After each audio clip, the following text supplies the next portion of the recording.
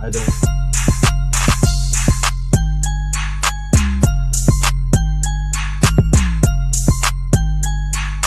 Welcome to the Intelligent Idea Pocket Podcast.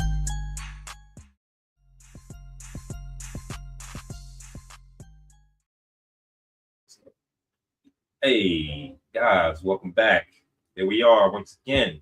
Yeah, tap that. Mic check, mic check. You live? All right. Yeah. That was always one of the coolest intros that somebody could do, like on an album or something. It's like tap the microphone. Like they go over there about to start speaking. You know. But yeah, guys, welcome back to another episode in the saga of the Intelligent Idea Talkers podcast. Yo, for the week of Friday, June 19th, Juneteenth. 2026. Thanks for joining us. I'm your host, D. This is Juice. This is Zero. Yo, we back, man, for another one, man. Juneteenth. Yes, Can I ask you boys the question, though? Have you guys fully embraced, like personally yourselves, the idea of Juneteenth? Is it like a holiday that jumps out in your mind? Like, you know how you automatically snap Thanksgiving, Christmas. Like, is Juneteenth a holiday that you like, you know, like you would take off from work for? Hey, I'm gonna go on vacation the week of Juneteenth, you know? To be honest with you, I'm getting there. Yeah. It's not something that the holiday didn't exist until a few years ago. Mm-hmm. But I'm getting there. I'm grateful for the day off, but I'm also grateful for what it means. And so it hasn't really entered. It's not like, of the top holidays like Christmas, Thanksgiving, and Independence Day and such, but like it is something that is coming more and more on my radar now. I'm including it with all the other holidays in the year. Right. And so I'm getting around to it, but yeah, it'll be one of those things where it'll still take some time for me to really embrace it, as you put it. So, yeah. Man, what the fuck is Juneteenth, man?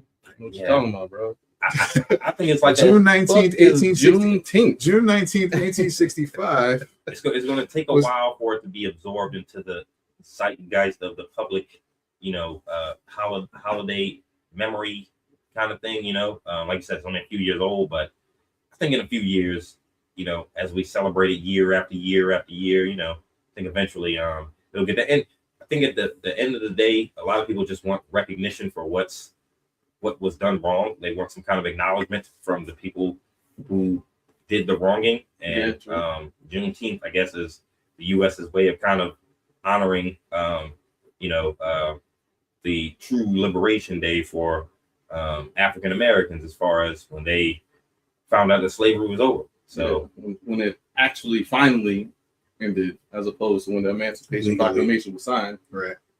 I was listening to some comedian. You put it in perspective again. It's just like when that joint was signed, like the South was not part of the United States, so they was like they didn't get the memo. What are you talking about, man? They kept it moving. Like, I don't care. They kept it moving. Like, y'all know we seceded, right? Like, we seceded over this whole thing. Like, this is why it started. You're not part of the United States no more. Part of the Union, they called it. But here, let me play this. And so this is a comedian. I was trying to pull up his name, but I can't get my signal on down here. But yeah. Moxie teller, there's only one teller working. So, white woman. She's helping an elderly black man. I'm eavesdropping. So why are white people taking off work on Juneteenth? It's at the bank. The line seat teller, there's only one teller working. White woman. She's helping an elderly black man. I'm eavesdropping on their conversation. Now listen, I couldn't hear what he said first, but what she said back was, "Oh, we won't be open that day because we'll be observing Juneteenth." And then the black dude went, "The fuck is that?" Her reaction, priceless. She goes, Right. "What is Juneteenth?" He goes, "Yeah, the fuck is Juneteenth?" He doubled down. She answers it. She goes, "It's a holiday."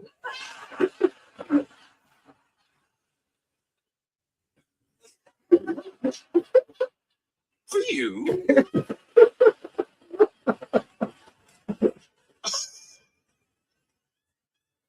And we'll be observing it. And I went, "Bra, fucking bullshit." But that is technically correct. Not offensive, kept her job. How the fuck did she pull that off on the spot? The story should be over right there, right? Bro, what this dude said back, I lost it. He goes, then why y'all niggas celebrate? I remember looking around the bank like, is nobody else saying that shit? So she says, we won't be open on Juneteenth. He goes, why y'all niggas celebrate? And my question is he making a good point? I never thought about that till he said that. Wow. Why are white people taking off work on Juneteenth? Listen, I'm not saying white people don't deserve days off. Take them off. But is this the one? It's kind of the opposite of the way to celebrate the holiday, no? Listen, if you don't know what Juneteenth is, I'll make it super simple. Juneteenth commemorates the last official day of slavery. Here's my theory, right? If you're Christian, you don't celebrate the Jewish holidays. If you're not Chinese, you don't celebrate the Chinese New Year. If we really want to support and celebrate Juneteenth the correct way, I think a great way for us to all do that is Black people should be off work that day. But everybody should be forced to watch an NBA Finals basketball game with just the white players.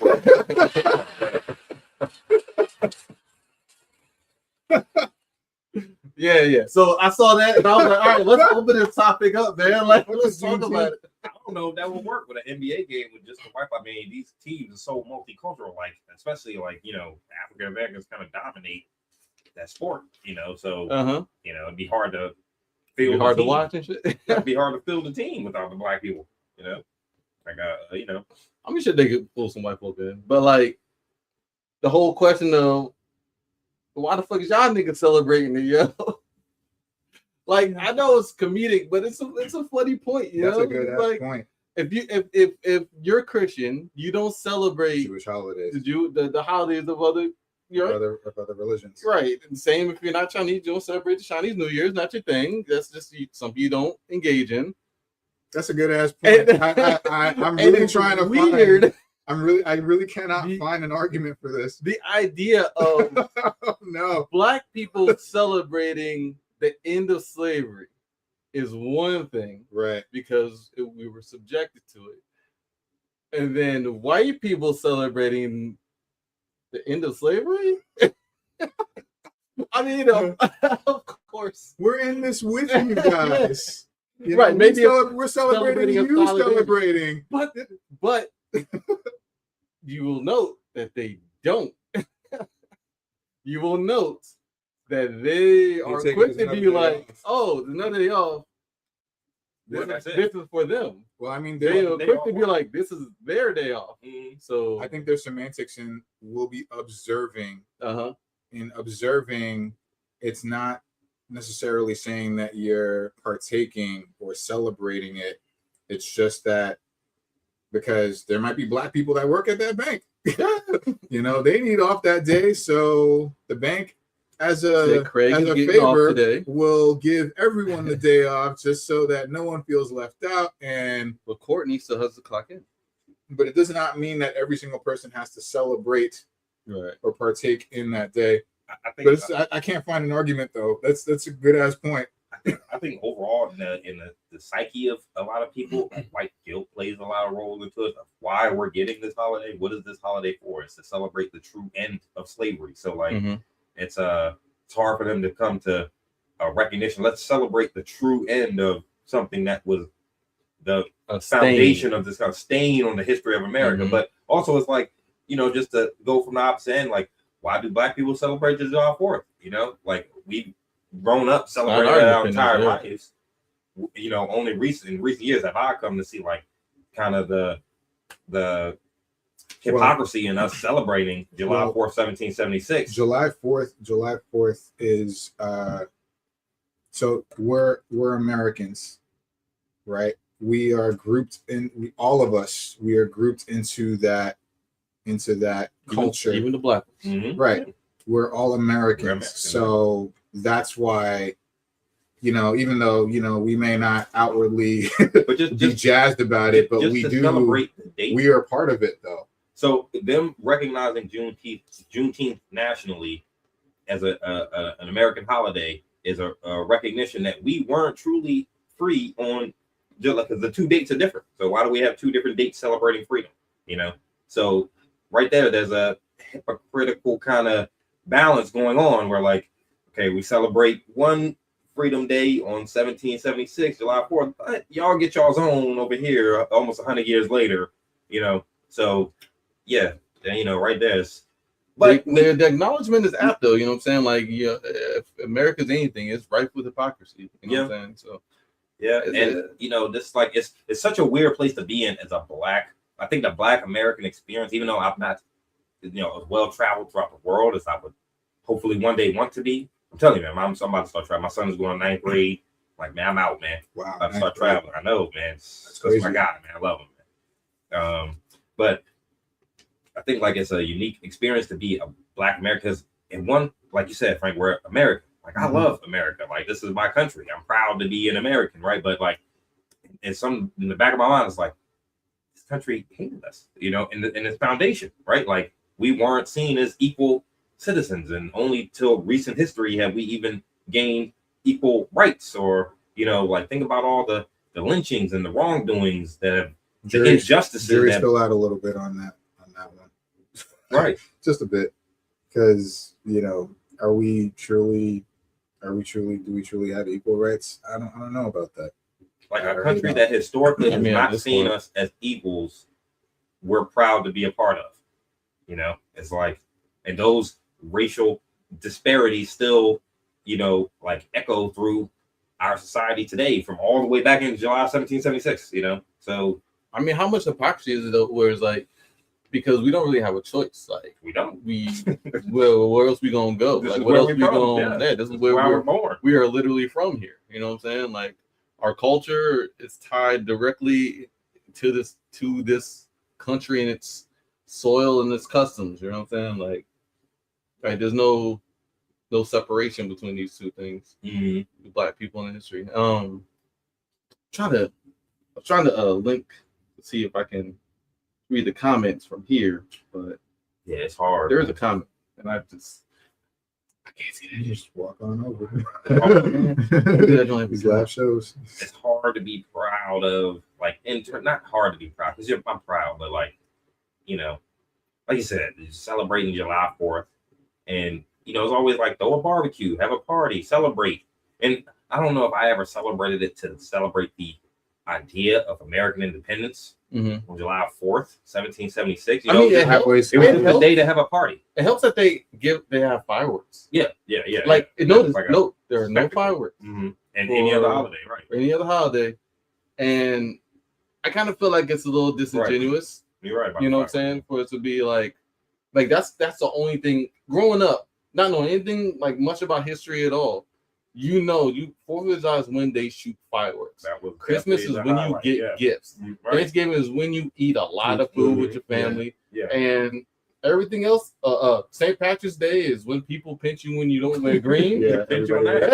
Like when Valentine's Day is when you get a Valentine's card and you really show your SO that you really love them. Yeah, exactly. It's every day. Exactly. Should be every day. Should be every day, but you know.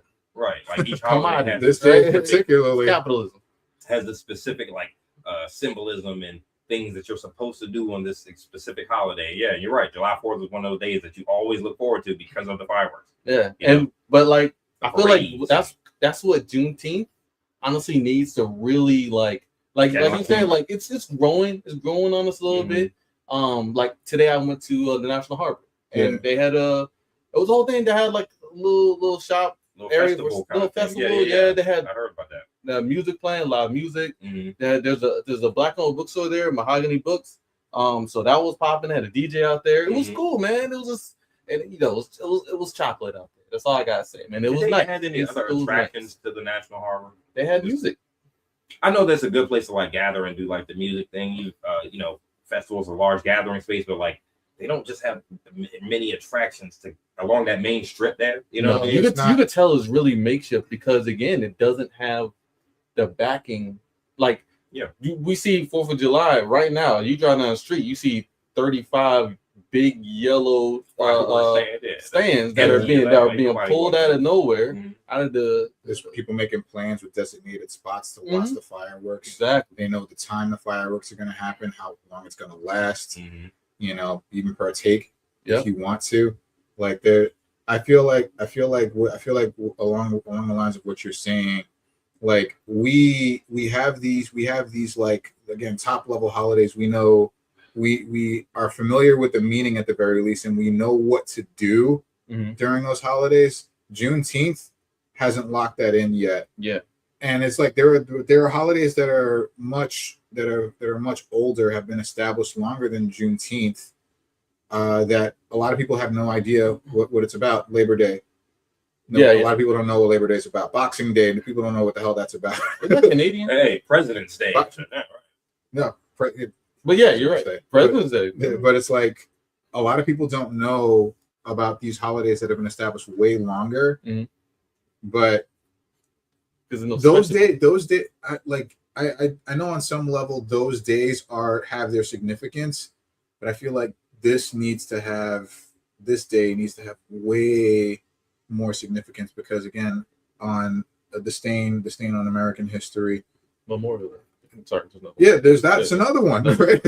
Like people are confused. Is it military? Is it is it memorializing the dead?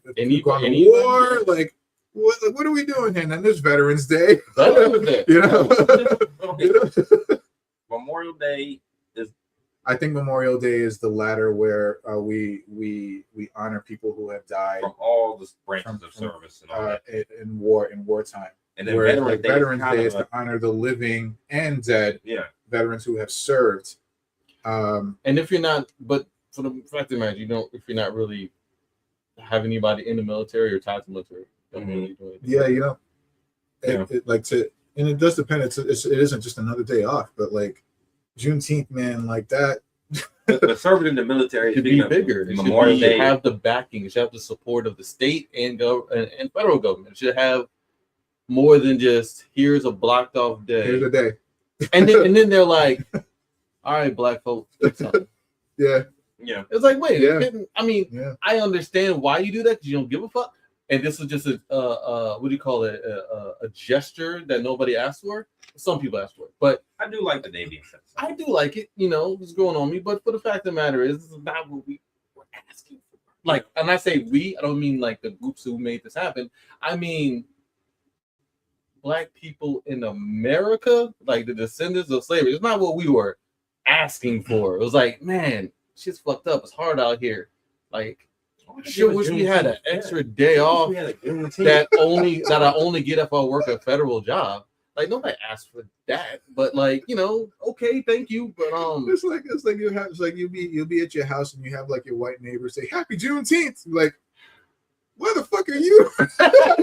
You celebrating? Like, what do you mean? And the fuck with it, the funniest shit. For this guy, he was like, "Yo, what the fuck is that? You hit them with that? The fuck is that?" I think even the name Juneteenth is kind of like, we could have picked a better name. I mean, even though Juneteenth is unique, but it speaks to the illiteracy of Black people back then. Well, I don't think it's that harsh. Right. I actually think it's kind of creative. Juneteenth. I think it's catchy. It's because you think about like, what are we Black people back then? What are we gonna call it? What are we gonna call it? The official emancipation, the official emancipation day of slaves from slavery. Like, that's too long. That's way too long. That's way too fucking long. Juneteenth is AITA Day. African descendants of slavery. Most holidays with African Liberation Day. Yeah. Most holidays, with the exception of Thanksgiving, have 2 syllables. Yeah. Right? Like 2 syllables. Labor Day, Veterans Day, Christmas. Like Christmas, right? Like, so you had to clap during that. But yeah, but what the fuck else are we gonna call it? Like, well, we can brainstorm, but like, I think Juneteenth is catchy. It's just a little. I don't know. I am like brainstorming that shit. I want to know who named it. If they let a Black person pick the name, or a committee of Black people pick the name, okay. If white people pick this name for this holiday, No, I think it's it's like okay, them man. pick it. There's a reason why it's Juneteenth, right? I remember seeing something about it before. I forgot. But the thing is, like, it could have there's a been. reason. The thing is, it could have been June 13th, 14th, 15th, yeah, right. 16th, Yeah, that's what I'm 17th, saying. 18th, It's a whole 19th, ranking your day, and it still could be called somewhere in June. Juneteenth. Yeah, somewhere in June. All the teeth. God All the forbid if it was teams. called June 12th. It's like, what the fuck are we gonna call it then? June 6th. Hey, Max was like June June 26th. Yeah, man. But yeah, imagine how hard. Like, imagine being a slave. Like, would you have left the plantation back in the day? You know, I always say like stories like when people actually heard about, you know, the Emancipation Proclamation is one thing, Mhm. and then when Juneteenth, when they, you know, Union troops come through and they're telling all these people in the South that slavery is done, it's over, you know. So maybe that's the origin of the name, is that it has there was such a wide range of time where they could have found out. So it's Juneteenth is somewhere around that time, word spread, Yeah. you know. But would you have left the plant? Imagine how scary that is. Like, this is where I've grown up, South Louisiana, on this plantation. Generations of my family have been here. Now all of a sudden I'm free to go to Ohio, Well, New listen, York. listen. You know, I don't there's think a reason all these dense populations of black people are in New York and DC and Chicago and Detroit, and because these motherfuckers left. Listen, So, I don't think it was that easy or simple. I think it was a little more. I think there was more nuanced than that. I think there were some people, like it was mentioned previously, where they were like, "We don't care." yeah. Right. Your ass is staying here, and you're doing the same thing that you've been doing. I don't care what Don't get they no say. goddamn bright ideas. But then, you know, there were some people who were more progressive even at that time. And they started And, writing on the wall. You know, they probably let, you know, like their slaves go or live with them, or even have them like share in their benefits. But even still, like that day, it being official, I don't think it was just like a, you know, cut and dry. Mhm. Okay, you're All right, all y'all can free. go. Yeah. I don't think I think it's more nuanced than that. Mhm. And I think you know, so you say imagine being a slave in that time. I think it depends. Like, I would think you it have depends. left? Like, if you say you found out a week ago, Were like, you can were go you anywhere. able to leave? Right. Were you able to leave? Just- Probably not. That was probably like the You had to escape. Right. passage all over again. You know, like, where am I going? Where am, like, Maryland? Like, it's just, You know how far that is? yeah, we're just going somewhere. We're going to Texas? settle. But I could see the excitement of getting away from this oppressive land that you've seen your whole life, and you've seen your people killed and lynched and hung and beaten, and you know, this hardship that's just your people have endured. Like, there's an excitement of being like, I'm getting the hell out of here. I'm going to Ohio, man. I'm out, man. I'm going to California or wherever, you know. Like, yeah, it's just, but that'd have been scary. It would have been scary to leave. Let me read something from Dr. K. So, my knee. Yeah, I heard your knee. Goodness. Hey, his one eye gonna enter the camera screen, You know what like a tear gonna do. Like the found footage. Yeah, Is he gonna be able to get back up? yeah, the better way. I'm listening for these cracks. He was like, All right. Oh, we got a shout out. Thank you, Bastin. Appreciate it, bro. Dr. K says Douglas spoke of the hypocrisy of America when talking about the means of the 4th of July for whites and blacks. I think you mean Frederick Douglass, I'm assuming. Quote, the sunlight that brought light and healing to you has brought stripes and death to me. This 4th of July is yours, not mine. You may rejoice, I must mourn. Solid. She also says Veterans Day is Armistice Day, international celebration for the end of World War I and those who died. Oh, okay. And Memorial Day is also Decoration Day, originally created by blacks. That's right. wow. By black soldiers for black soldiers. Wow. And it was co-opted. That's You right. never know that. Wow. Yeah. Wow. Shoot. Thank you, Doc. That's crazy. You know what I'm saying? Yeah, thanks. I think that's on that one. probably more. Yeah, definitely. Now Dr. it K. comes Good nugget. Oh yeah, now I can read them. Yeah. I then went up to there. My knees were popped up on camera. Oh, your knees definitely cracked. Oh, the mic caught that. Yeah. Like, you I'm all about to enter the camera. Keep sweating. Yeah, that's not running down the nostril. Yeah, but yeah, I mean, definitely would have been crazy. Definitely would have been crazy to leave the South. But oh yeah, man. Thank God we were born when we were, and we didn't have to endure that what our ancestors had to endure. I think America's come a long way. You know, it has and it has. I know I had to second guess that for a second, but I think we have. I mean, like right now, like black women have been like under the guise of the whole anti-DEI, man. Like black women have been fired essentially from near. Like I don't have the exact numbers, but it was I can't remember the exact numbers, but it's egregious. The amount of jobs that black women were just removed from, both in the government and in the private sector. Like there may not be equality in opportunity for like you know, and you know, systemic equality, but I think people are free to be who they want. I think that part of the American dream is still there. Like you're free to be the person that you feel that you want to be, and that's part of the freedom of being an American. You know what I mean? If you want to be a white Muslim who openly celebrates Juneteenth, I don't think anybody's going to look at you crazy. Maybe some people, maybe like the comedian, like, what the fuck is that? You know what I mean? But I think it would be okay. Like, I don't think anybody will.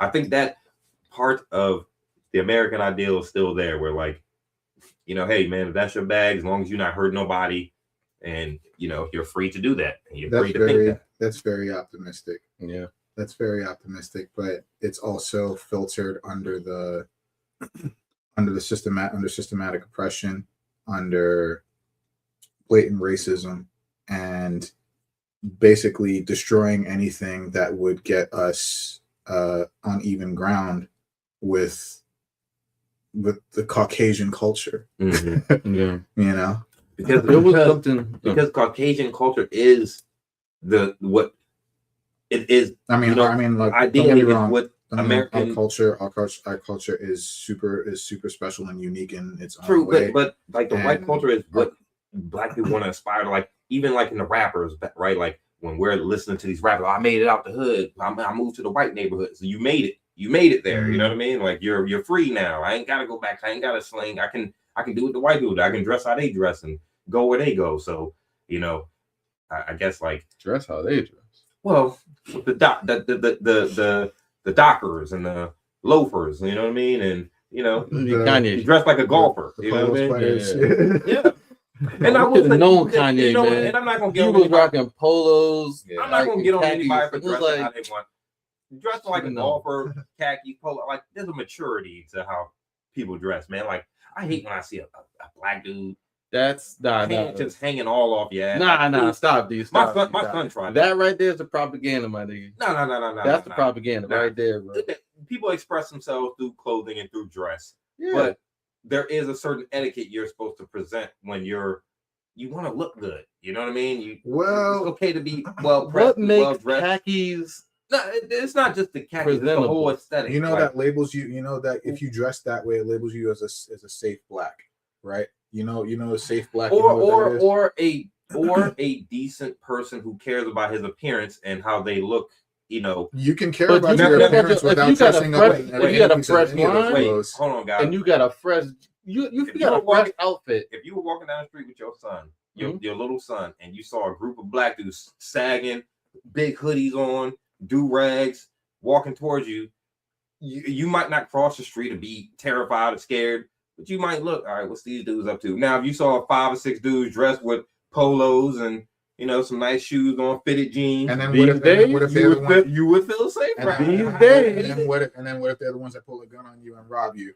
No, these days, the biggest crooks are the ones who these days in Wall Street, right? What was it? These days, that's the outfit of what's that white supremacist group? Proud Boys. Yeah. Mm-hmm. That's the outfit. What, the polos and khakis? Yeah. Remember?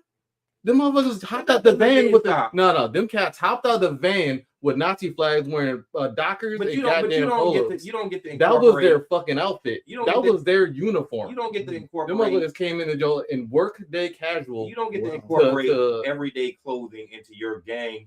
but they You know, did. manifesto. That's like, you know, But when they you go did. to California, the Bloods and Crips don't want you to wear a New York Knicks hat or a Yankees hat because that certain color. You can't wear that color. Man, you can't. You can't wear a Philadelphia Phillies yellow hat on this side of But you town. understand, like I mean, understand what they're, but they're bullshit. that's a message though. They're saying I they're guess. saying that yes, this is us, I don't you like time. and you are to conform to this because this is correct. I don't like. They're tying, saying that this is correct, and we are white. We are the ones setting what is correct. I don't like tying what they're wearing into their ideology of what they I mean, represent. What you can do for black people? That's what you just said. That's what you just Now, said I about said black that's people how with you. the I said sagging that's how you would jeans. feel, but I wouldn't Why necessarily would you judge the feel brothers that who way? are Why walking wouldn't down. necessarily Maybe feel it's propaganda. Just from Maybe it's because you had Just from a years and mentality years, your standpoint. entire like you said, you the see problem black was- people on TV the same way white people see black people on TV because it's the way black people are portrayed on television. Media. Through our movies, our media, spin. you haven't been robbed by Now, a group of black dudes. we in all hoodies. know. That We all know there's a difference between black people and niggas. Right? Stop. Now Nope, we know stop, there's a difference between stop, black people and stop, niggas. stop. I don't know what. Now, somebody I'm not who- sure what this is leading. Now somebody I who's don't loud. understand. I We've feel like where this is we've going. all been in the presence of a nigga in public. Stop it. We've What? all been in the presence of a nigga in public. So what do you Loud, call what do you boisterous, call what do obnoxious. you How call are the a people usually crazy presented? what How do are they you usually call presenting a themselves? crazy loud obnoxious white person in public? Because I've seen them too. They could be. They wouldn't necessarily be They nigga, Them but they niggas would be. too. But they would be. Them They would be. niggas Loud, they would be loud, obnoxious, and belligerent, crazy and belligerent. Right. violent They would sometimes, show all the same things, but pushy, you know what I'm talking about. not nigga. demanding, You know what I'm talking about. needlessly nigga. demanding. Okay. Always want Now, to talk to the manager. Me personally, I wouldn't necessarily judge the dudes who are walking towards me with the saggy jeans and the hoodies, right? Because I'm a black man myself and I understand the culture and identify with the culture, right? They could be more decent human beings than those. You said the Proud Boys are hopping out with polos and khakis. Mhm. I mean, they'd be the ones that stick a gun in your face over the dudes with the saggy pants. But that Patriot image, Front. That's the but other group. that image, Patriot Front is the other group. image matters. How you present yourself matters. And you know, I don't like people incorporating the clothing just because they're sagging the pants doesn't mean they're gang affiliated. We you know? all have a degree of like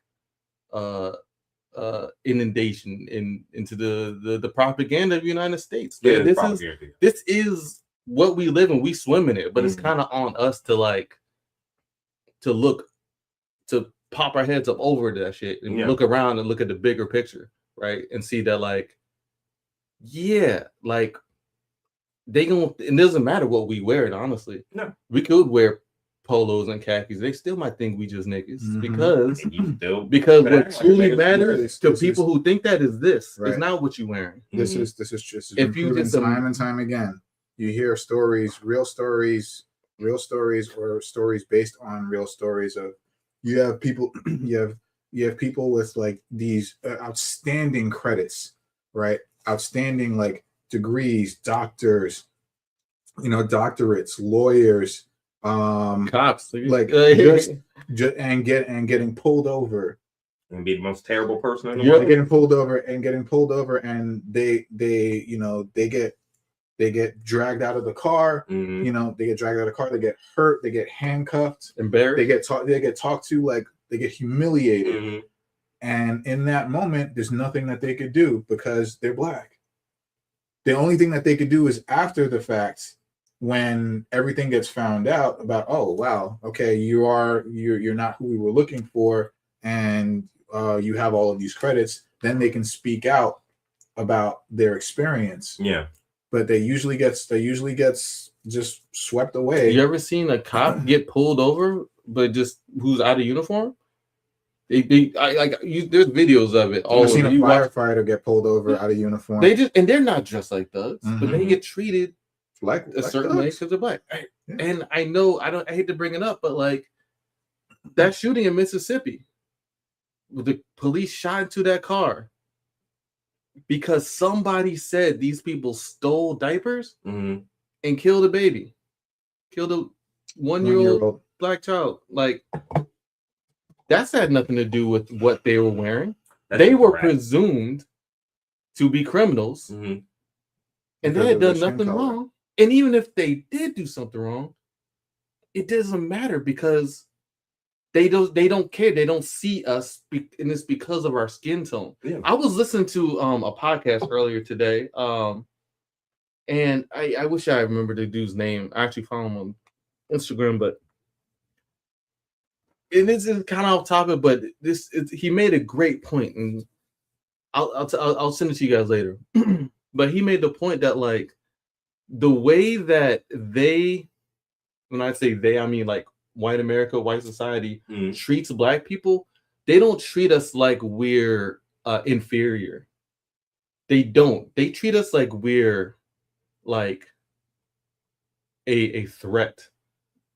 They don't. The way they remove resources from black communities because, like, if it's about us being inferior, you try to make inferior people so they're useful to you, right? Okay, well, we'll give them these things so they can still exist and we can make use of them if they're going to be here. They treat black people like a threat because they remove resources, they sabotage our progress, and they constantly infiltrate and dismantle our movements. And it's because they know that as soon as when we have means, we surpass. Like we as a people, Quickly. we surpass quickly. If you look at the way we do in sports, the way we do in education, the way we do in culture, like there's it's more to it than, and not to be like all like over the top, but it's just like they see black people as a threat because they know that if it's truly level ground, they lose it. They lose every time. Every time. Every time. And they like take away our and ability it's to unite. And one of the biggest things, and I said it before, but it's just like the media, the propaganda, the way they make the rest of the world look at us, not just Americans, but the rest of the world, the way they get the rest of the world to look at us, and we still spin that shit the way they want to be like us. But it's a bitch. Fighting against the American propaganda machine is a bitch. Black people do face an enormous disparity in the propaganda and the just the level of what am I trying to say? Just the way the world looks at us. We do face an enormous it's like an uphill challenge because they already have a preconceived notion of how we are. I told you, somebody at work told me one time, I learned about that on TV. I learned that black people like that on TV. And it's like, you can't learn about any culture from TV. Yet, even me, I still kind of have an idea of some cultures from TV and the propaganda and the movies I see. And I think even, like you said, a lot of that that kind of nigga culture, the nigga acting comes from the fact that they do sabotage us at a lot of turns. You think about like even during the civil rights movement and when you saw that galvanization of the black community, and it's like, oh shit, we got to break this up. Like we can't let these people start feeding themselves and sending and opening their own schools. And, we have to integrate them into the larger society and then push them to the side. Like they don't matter. The way they attack like the black community, they like when you think about what like when you think about what they did with like, Absol said this in the song. He said it was kind of genius the way they fucking infiltrated the black community with drugs and guns.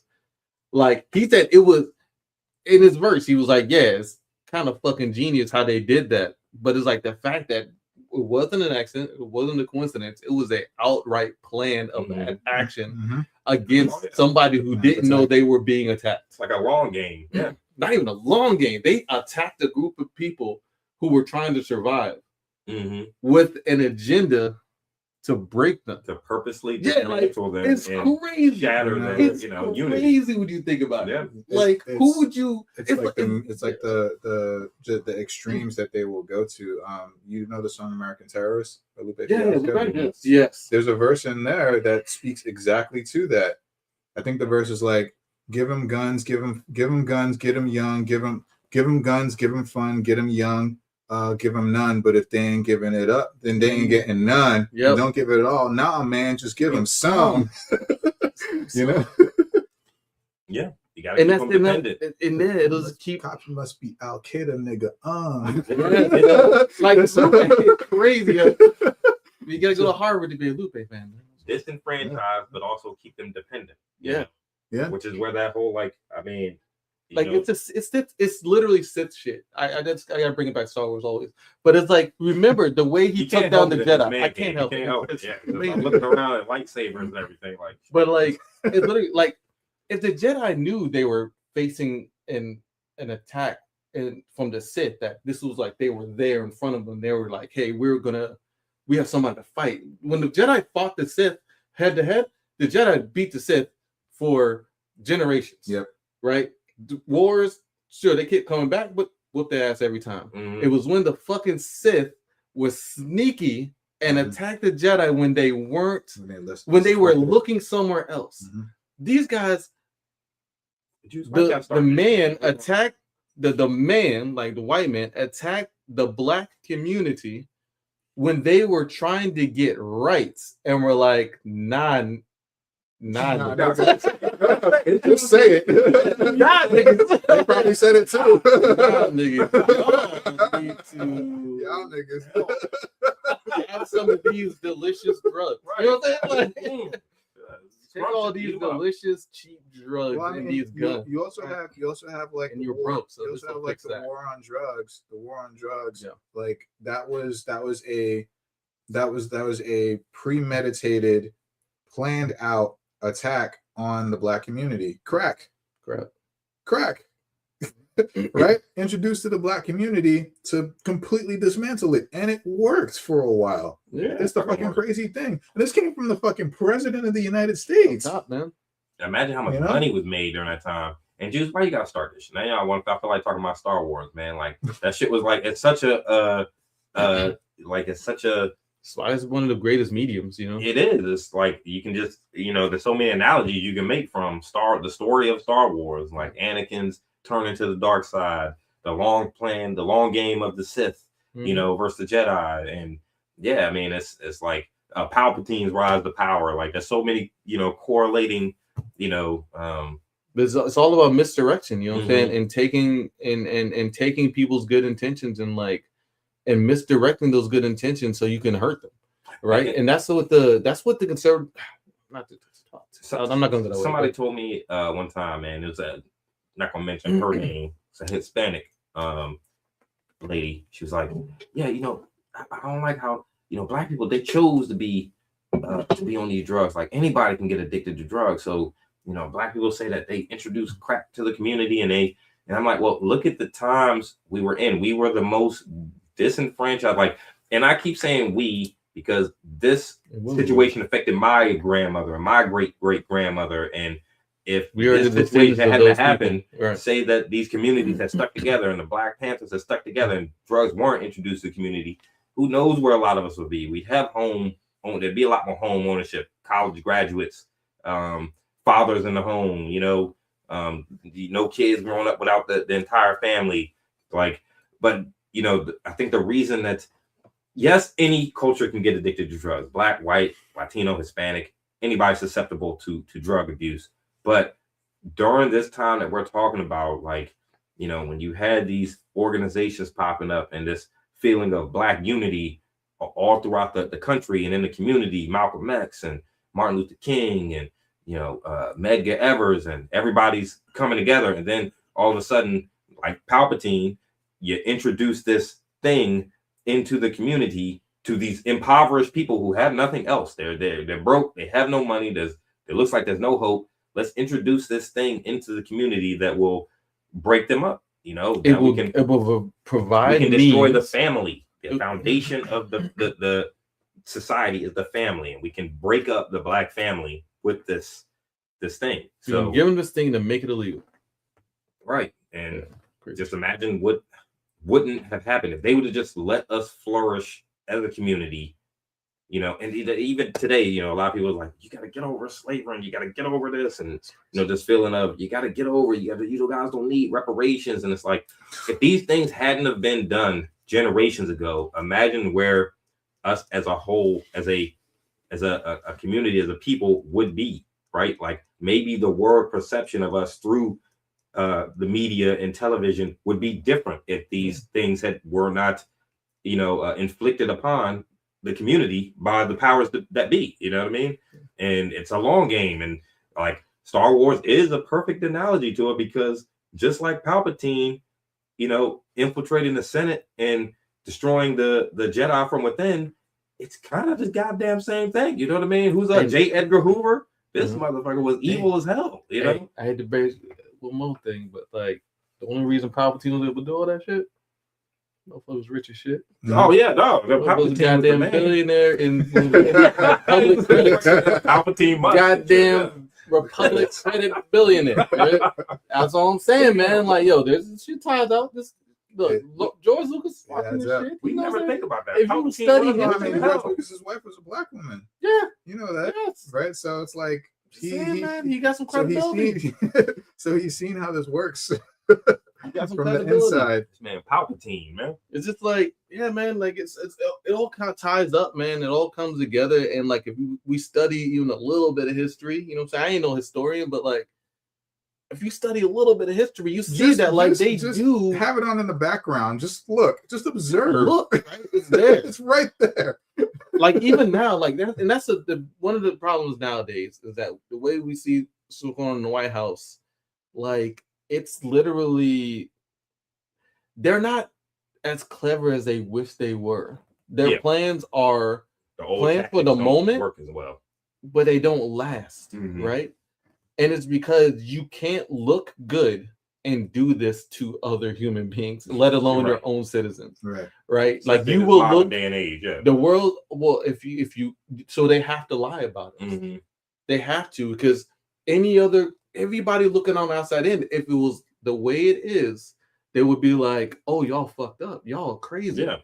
Why are you doing this? Y'all did that to them? Like you did this? Like every time we see it, every time it comes out when like people who are like still, oh, the black community chose to do this, oh, they're just they're just lazy. It's because they're not looking at everything that's been revealed, literally releases from the CIA, FBI, the way they murdered Fred Hampton, like literally, like the way they literally infiltrated the black community with drugs, the way they infiltrate organizations, even now the Black Lives Matter, who was just about the way they're literally out here trying to get Derek Chauvin out of jail. Yeah. Still, even though he murdered a black man on camera in front of the entire world, they're like, but it was just a nigga. Yeah. Yeah. And so it's just like they have to keep lying, right? And if you just keep lying, it all comes to a head, man. It only lasts for so long. It was a lot easier to lie back in the day, though. It was. Shit, they probably looking around like, God damn it, man. Instagram and shit, man. YouTube and shit. All this sharing ideas and shit from around the world. What the hell is this about, you know? So they made AI. Yeah. AI is the motherfucker, man. I tell you, man. It's crazy. But you can spot it. You can spot it easily. You know what's AI and what's not. It's getting harder. It's getting harder. Sometimes. It's getting harder. Especially, dude, like they're using AI to like enhance photos. Like the police are. I saw that. Yeah. It's just like who the fuck is that? Like that's not who that was. Like you take an image, you enhance it, and it's another nigga. Like, it's another person. Some photos. It's a different person. Historical figures like JFK or something doing something that he wasn't. And they were like, "Oh, you have to watch these photos. They're fake." I was hearing about it on the news. Well, I mean, we're also just talking about images. Yeah. What about written word? Yeah. Like messages, passages, stories. It's getting extremely difficult. Like memes are already hard. Yeah. Remember, like they used to just have memes and be like, "Oh, wash your drawers twice a week." Gandhi. And it's like, and maybe it was like, "Hey, do you know Gandhi said this?" Yeah, I'm pretty sure he didn't give a damn about that. So yeah, that was hard then. Now they could print entire books and be like, it was written by this guy, and just again, like it's getting extremely difficult to tell. And they don't Especially in regulate this age of the internet, and combined with AI, the fact that AI is learning off of each other, it's starting to get super diluted to the point where we don't know what the sources are, and it could be the source is like originally AI. All right. Yeah. It's crazy. It gets really deep, and that's why it's getting more and more difficult to tell what's AI and what's not. And it's also doesn't help that it seems like the entire government is all in on AI. They're spending billions, maybe close to trillions of dollars This government on is, yes. AI because they feel like AI is the way. That bubble's about to burst, but still. There's a usefulness in it, in the shaping of propaganda and stereotypes. And Did I send y'all the link? No, there was a link or recently, like super recently, one of the campaigns that happened, they had literally an AI video of the Texas guy who's running Tom.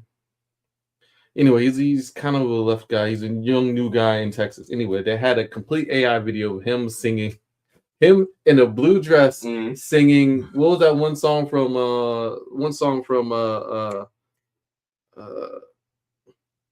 I can't remember. It was an old American movie about the Germans. Sound of Music. Sound of Music. He's wearing a blue dress and talking about like everybody's friend. Yeah, like some shit like that. And they had that as like, and it was a 6-figure ad buy that they spent to put that out as if it was real. It's fucking wild. Could you? Tell And nobody. I mean, I don't know. Yeah. It depends. No, like, I mean, can you tell my mom tell it's fake? Well, no. It's not about like it could look absolutely real, but it's like you got to start thinking with your brain, and you got to like really look, and it's like, would he do something like this? Yeah. And then you have to like, know what was the circumstances. If you don't know who he is, right? Like, what are the circumstances Sure, that like someone would do something like this? What is the goal here? What is the purpose? I know y'all seen the Project Pat memes where everybody doing like the green stuff in your stuff, and everybody doing a little dance move. You ain't seen that? No. It was funny, yeah. That sounds great. Had people dancing. They had like Trump dance with this Project Pat joint. They were just doing moves. Oh my god, the green stuff. Just AI shit? Yeah, of course it's AI, but it's funny. No, one practical use for AI is the humor. Some of that shit is funny. Some of it is funny. It's scary. I'd rather them do that shit with fucking Blender. Right now, just do the Blender. Yeah. Like make Project Pat, make Trump dance on Blender. That's great. It's funny. But AI man, it's too easy, man. Like it's too easy and it's too accessible. And there's a use for it, and, from a the thing is you can potentially use it for a lot of things that would benefit most agendas. To shape agendas, right? Who in this country has the biggest agenda of all? Nazis. Well, them and make the government. Oh, the current government, Nazis. Same. 100%. That's why they're pouring so much money into it. That's why there's, it's crazy. If there was no utility for it, they would have passed it by and it'd be the next thing. But the reason it keeps coming back around and everybody's so afraid of the AI movement is because they are pouring a bunch of resources and money and time into it. But bringing it back to Juneteenth, I am glad that, there's finally some recognition. And I think events like the one you attended today, Juice, at the harbor will help to reinforce the idea of this holiday in our minds as a community. It's coming together. Up until like maybe Monday or so, I didn't even think of June. I mean, I had seen it, in passing, some social media ads and everything, but it just didn't dawn on me that, Juneteenth was coming around. But happy Juneteenth to everybody. I'm telling you, it was great, man. Like I went to HBCU, so I remember like being out there and just like seeing all the black people. It was good. It was good. It was good. It felt good. I didn't realize how much I like missed it until I was out of college. But it was good, like seeing everybody's out there, man. Just it was Chocolate City for a little while, man. Soaking up all that melanin. Yeah, soaking up the melanin. We was on the sun. The weather was nice. People were dancing. That's cool, man. It was like, it was just nice, man. It was just nice. So You Just a know, little sidebar. I was listening to something about like sunlight and how like people need. Obviously, we need sunlight, but doesn't it feel good? You ever like Neil feel deGrasse like a Tyson. boost in energy when you get sunlight Yeah. on your body? Doesn't it feel good? It does. Like It it, feel good. It's vitamin C. yeah, it Vitamin feels D? good. You Vitamin feel D. like invigorated. Vitamin D You know? is sunlight. Mhm. Yeah. Neil deGrasse Tyson was on Shannon Sharp podcast, y'all, and they Yeah. were talking about melanin, and Neil deGrasse Tyson was just like, he was just like, yeah, we good. Like he was like, imagine like not having this. Like he didn't say that. But he was just like, Yeah. Like I don't remember exactly, but it was. Imagine not having this shit. But it was just like I can't remember what he said, but he was something along the lines of like we our skin absorbs the sun in a way that like it keeps us healthy. We don't get skin cancer. It's not a detriment to us. Not in that way. We might, unless it's what do you say? It was like unless it's like through our palms or our feet or something. Mm-hmm. But like we don't get like that because we have this adaptation that allows us to exist in the sun in a healthy way. Yeah. Right. And he's like, imagine the conditions you were living in where you didn't have that adaptation. Either it's because you didn't have to have it, or you didn't. You can take care of yourself. Like, or it was just a problem for you, so you stayed away. inside. Like, Yeah. cave. and then imagine the conditions of staying in. Like, where.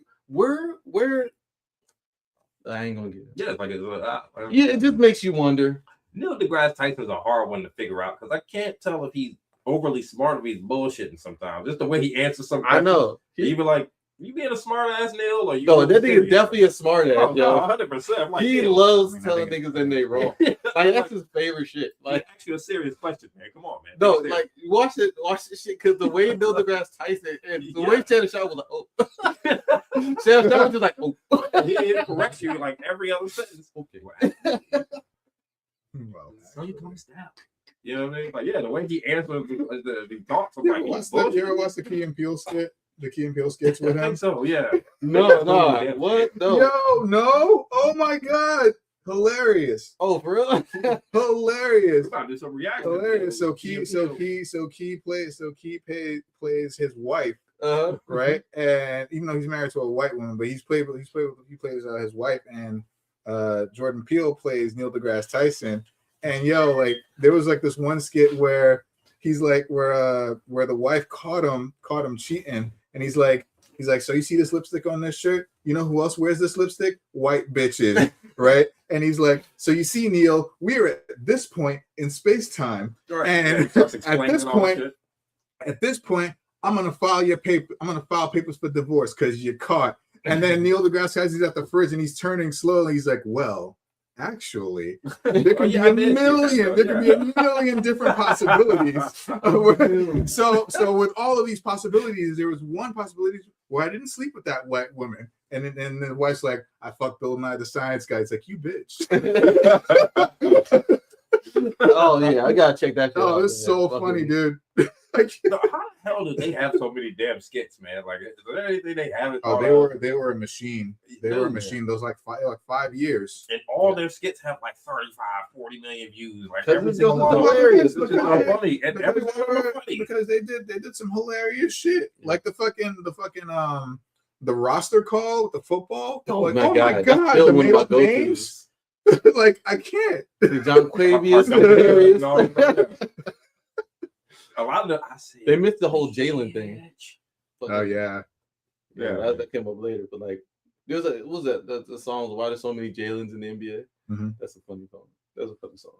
But yeah, man. Oh, let me read some of these comments. Oh, no.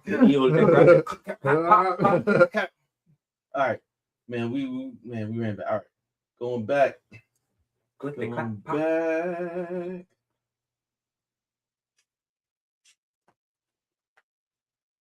Oh yeah, going back to the Memorial Day. Dr. K saying Dr. Pamplemousse. I like Dr. K better. Call you Dr. K. They exhumed Union soldiers talking about the Memorial Day.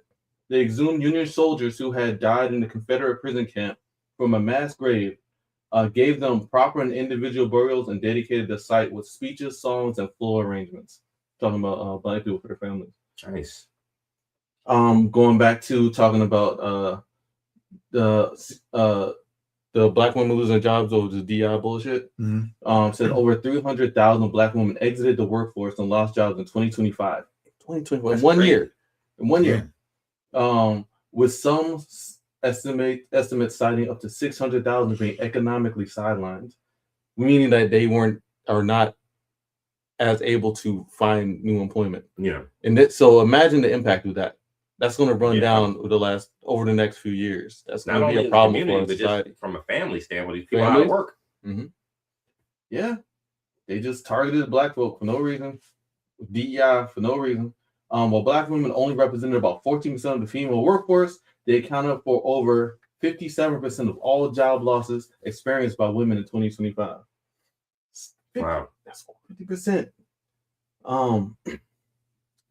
It's called hypervisibility, meaning standing out so intensely that it captures constant attention, often to the point of being overwhelming. This is what Black Americans experience. Also, with the rise of white nationalism, it is become a problem for all Blacks around the world. Thinking about Africans in Belfast. Oh yeah, I don't know if y'all listened or heard about what's going on in Belfast, but essentially white nationalist groups are just targeting Black immigrants, African immigrants, because not really the reason, but they say it's because a Black man stabbed a white guy. But a lot of those older European Just, kind of establishments of power are very scary. I mean, we think America's scary, but I mean a lot of these ideals, like you talk about nationalism and socialism and Belfast, and you all throughout Europe, like these things go back hundreds and hundreds of years. You know what I mean? So like it's deep rooted, in I would imagine in their culture. So that's on a whole nother level. Yeah, they were just they burned like some of the Black immigrant housing, just burned their homes down, like burned people's possessions. Like nobody died, but this is like they just rioted and started burning shit. Yeah, damn. And we're on, and the scary part about and one of the people exciting this was fucking literally Elon Musk on Twitter, amplifying this type shit. Well, he's rich. He's like he's He's like good, he yeah. could say something on the computer and then go fuck off somewhere, and then shit, look at damn, this shit happened. When a trillionaire points at something, everybody Crazy. looks. Is he a trillionaire yet? Yes. He is. That's fucking ridiculous. One man has $1 trillion. There should not be any multi-billionaire trillionaires in the world when there are impoverished countries, children, people that have nothing. Like even as a decent, that's not an even distribution of No, means. even as a decent person, like if you identify as He's American not- or They're not South decent. You don't African. get to that being decent. Like, I'm sorry. No, yeah, you got to be cutthroat, but still, it's like you would figure like something would snap and say, let me do a lot more philanthropy work. Let me help Yes. people For the Nazi cause. You said that before, though. You said that before. I mean, He did it. he didn't get that. Not me. He didn't get to that point by himself. So yeah, you might be right. I mean, $1 trillionaire—that's ridiculous, bro. Yeah.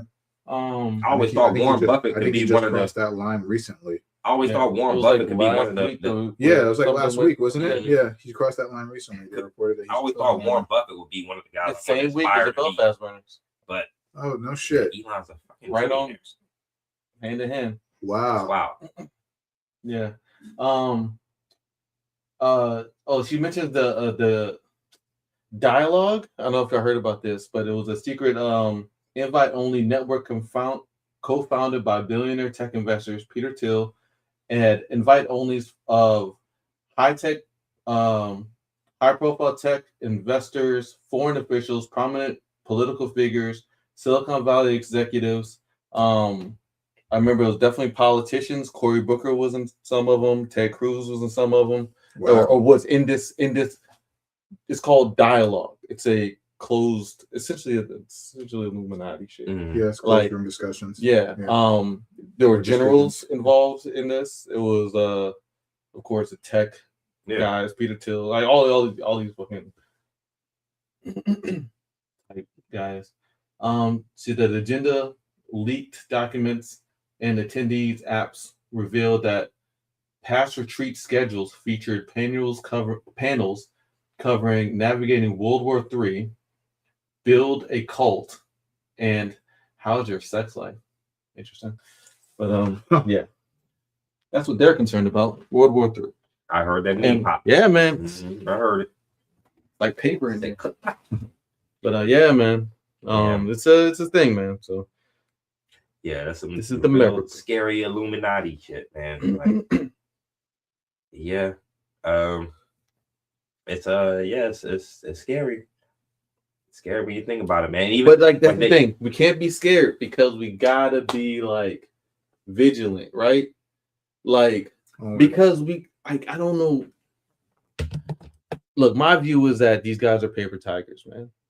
Like they have money, they got means, but again, it's gonna come down to people like seeing through the bullshit. I think they misstep with AI.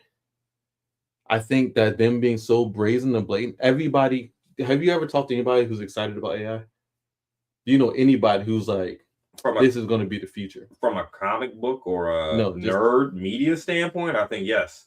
I work with some people who are very excited about AI. Yeah, I think But from like They work in it, they work with it.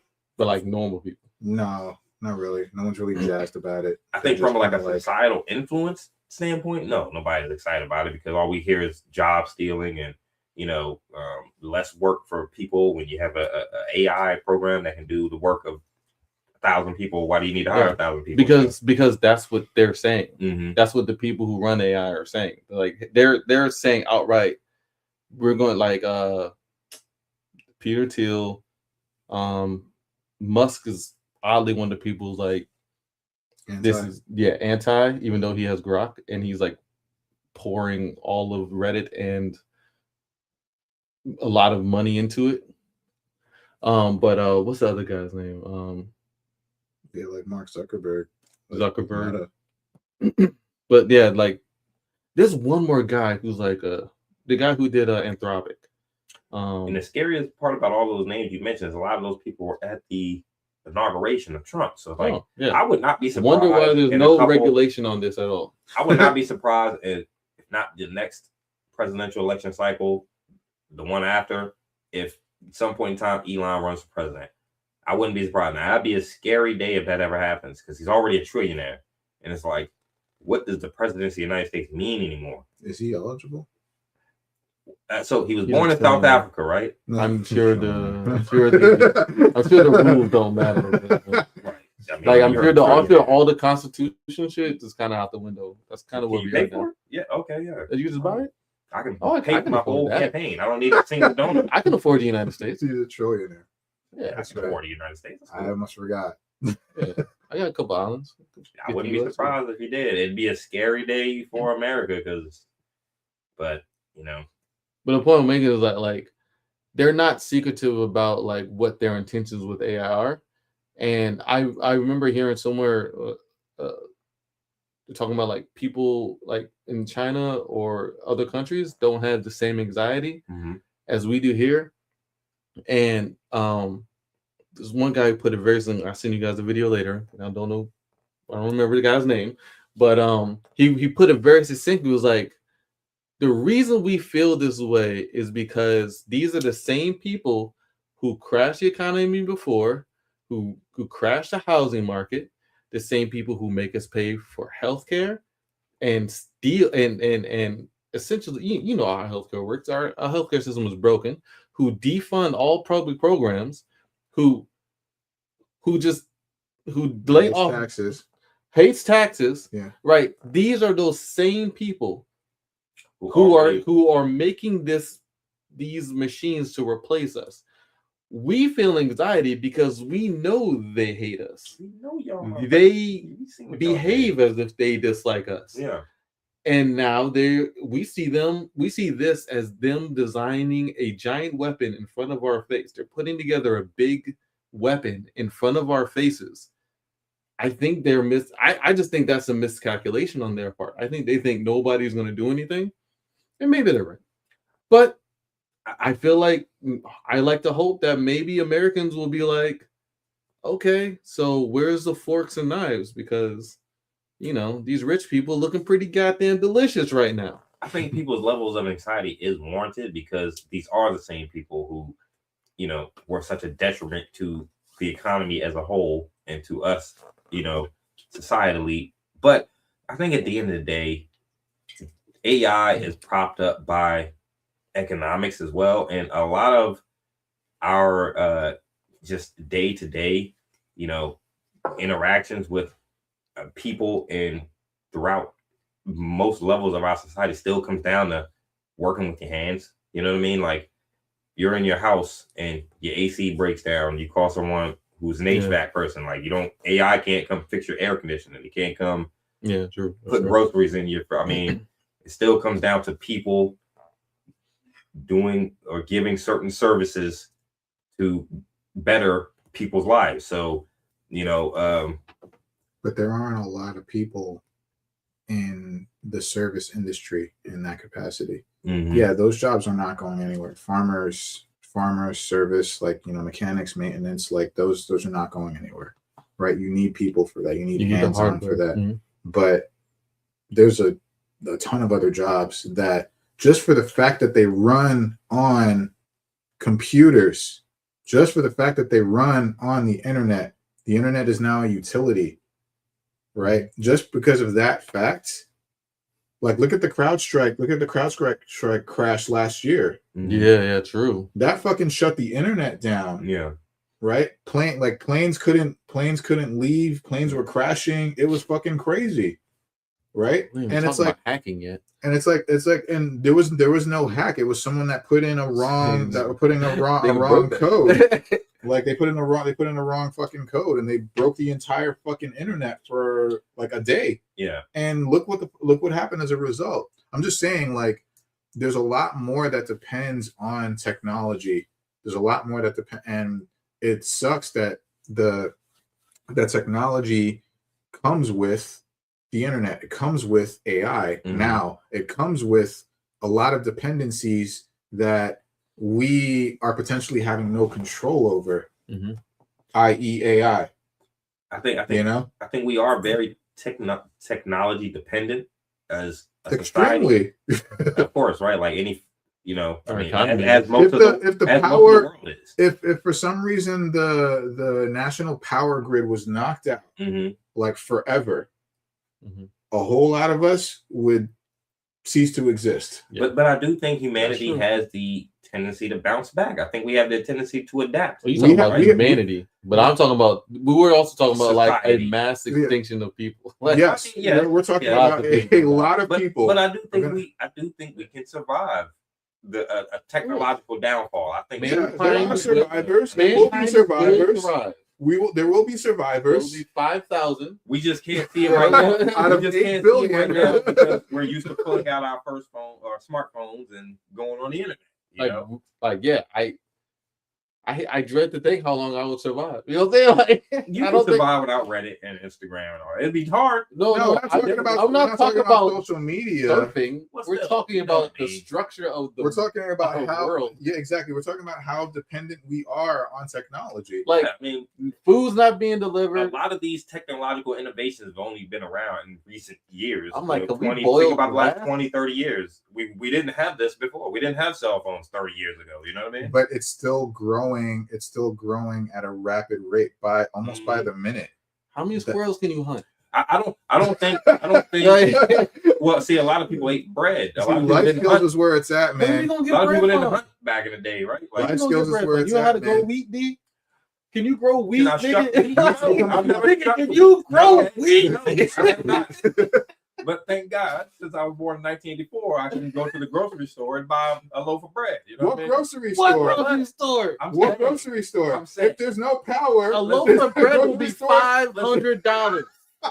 okay. I was No, about to money say- wouldn't exist anymore. I was about to say Money 50 would years stop ago. existing if there was no power and no power, no technology, no internet. Money would not have any value. Yeah, it would Because just- you it would can't crumble, buy yeah. a fucking thing Mhm. without it coming back and like, oh shit, All these are how am I gonna get more? No, I've never shucked any wheat. Okay, but I'm sure I can learn. You know what I mean? We got melon. Life I skills can is be out where it's there, at, you know? man. That's why they Life chose us. skills That's is why where we it's was at. instilled in Yeah, the first man. place. But, Dr. K, yes, thank you. He is not eligible. mhm. He's not eligible Oh, to Elon be Musk is president not? because he's not born in the U.S. Damn, good eyes, right? Yeah. Yeah, damn. Jesus, bro. No, I can't. I can make out a little bit. Y'all can't see the screen I just saw on there, Elon but is not like the words eligible, were- and so I was just like this the whole time trying to read the whole thing. You I were think I could see you. No, yeah. Oh, damn, that's you I got naturally. the laser Oh, okay, yeah. laser surgery. I need to get I that. need to, yeah. That's I'm next on thinking mine. about getting that.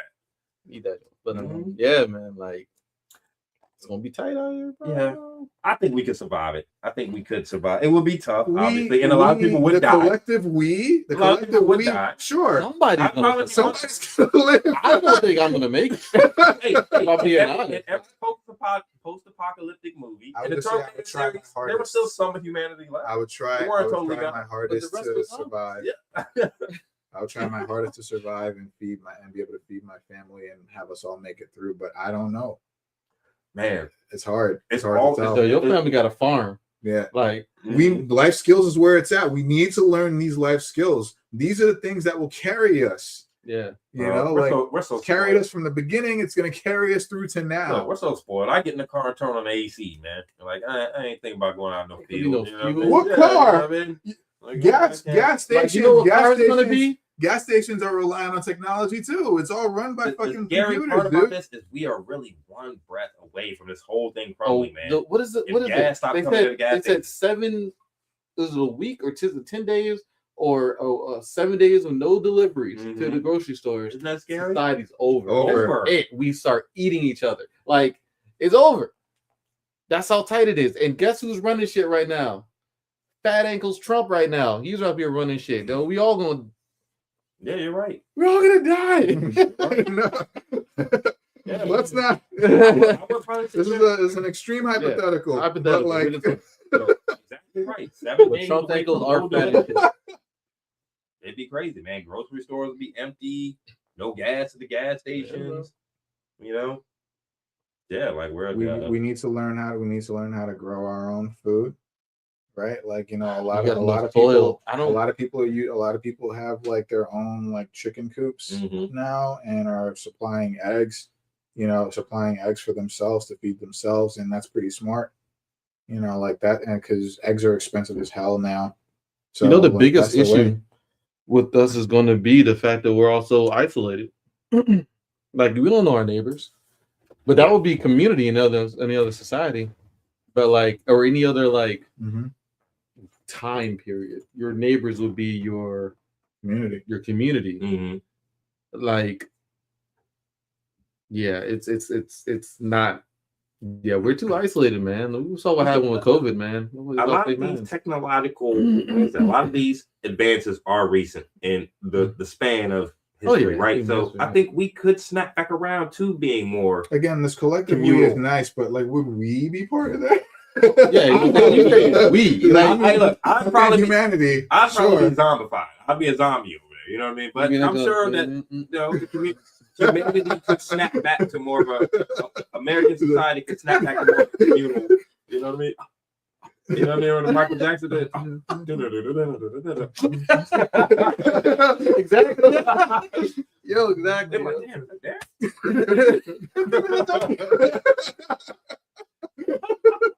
Well, shit, So that's they got me. the whole band out there.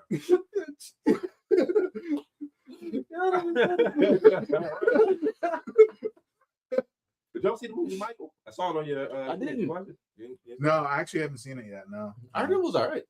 American Dream was better. You seen the American Dream? The Jackson 5 family is a 2-part movie. Yeah, I know you seen that back in the day, like VH1 used to play it all the time. Oh yeah, I've seen that. Yeah, that's that was why, better to me. They set it up so that there's supposed to be a part 2, a Michael 2. Yeah. Where it ended. Was But that one this game ever? Michael? Yeah, the original American. We go. No, American Dream. No, I don't think it was. I Was think that it was HBO? TV. Remember, I just remember seeing it on TV. that's where Joe Jackson was making the brothers box in the front yard, and I like that one because it showed the progression of the Jackson family, not just focused on Michael.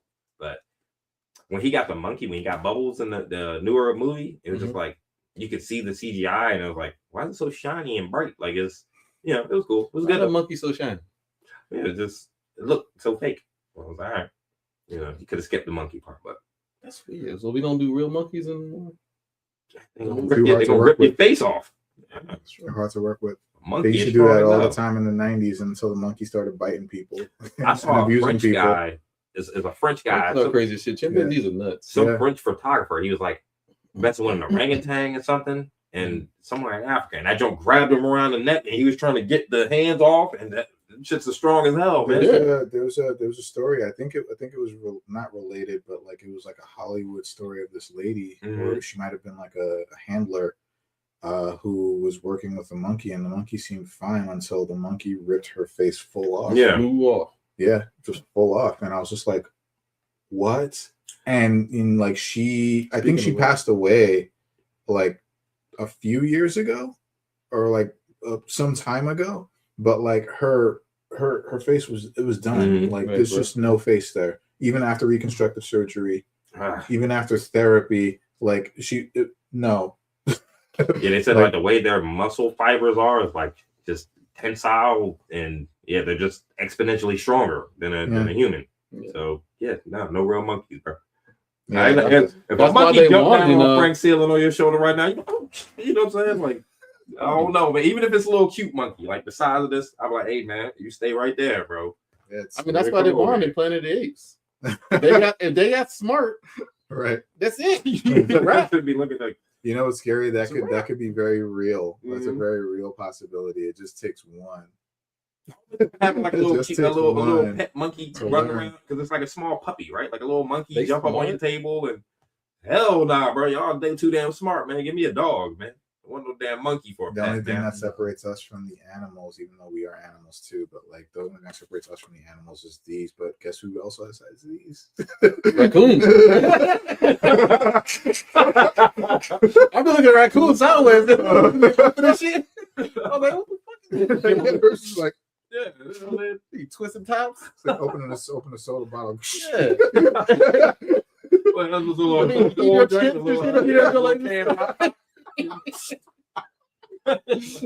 whole chip like this.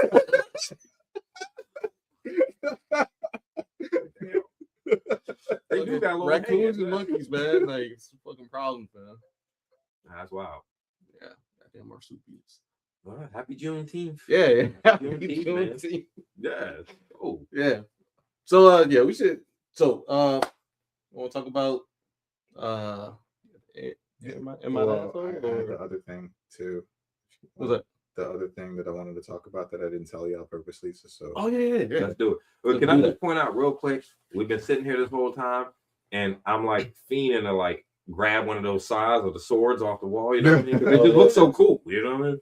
Y'all can't see these the Ninja Turtle weaponry over here, man, but real dope. Yeah. Except for Donatello stuff. I'm sorry, he has the worst weapon.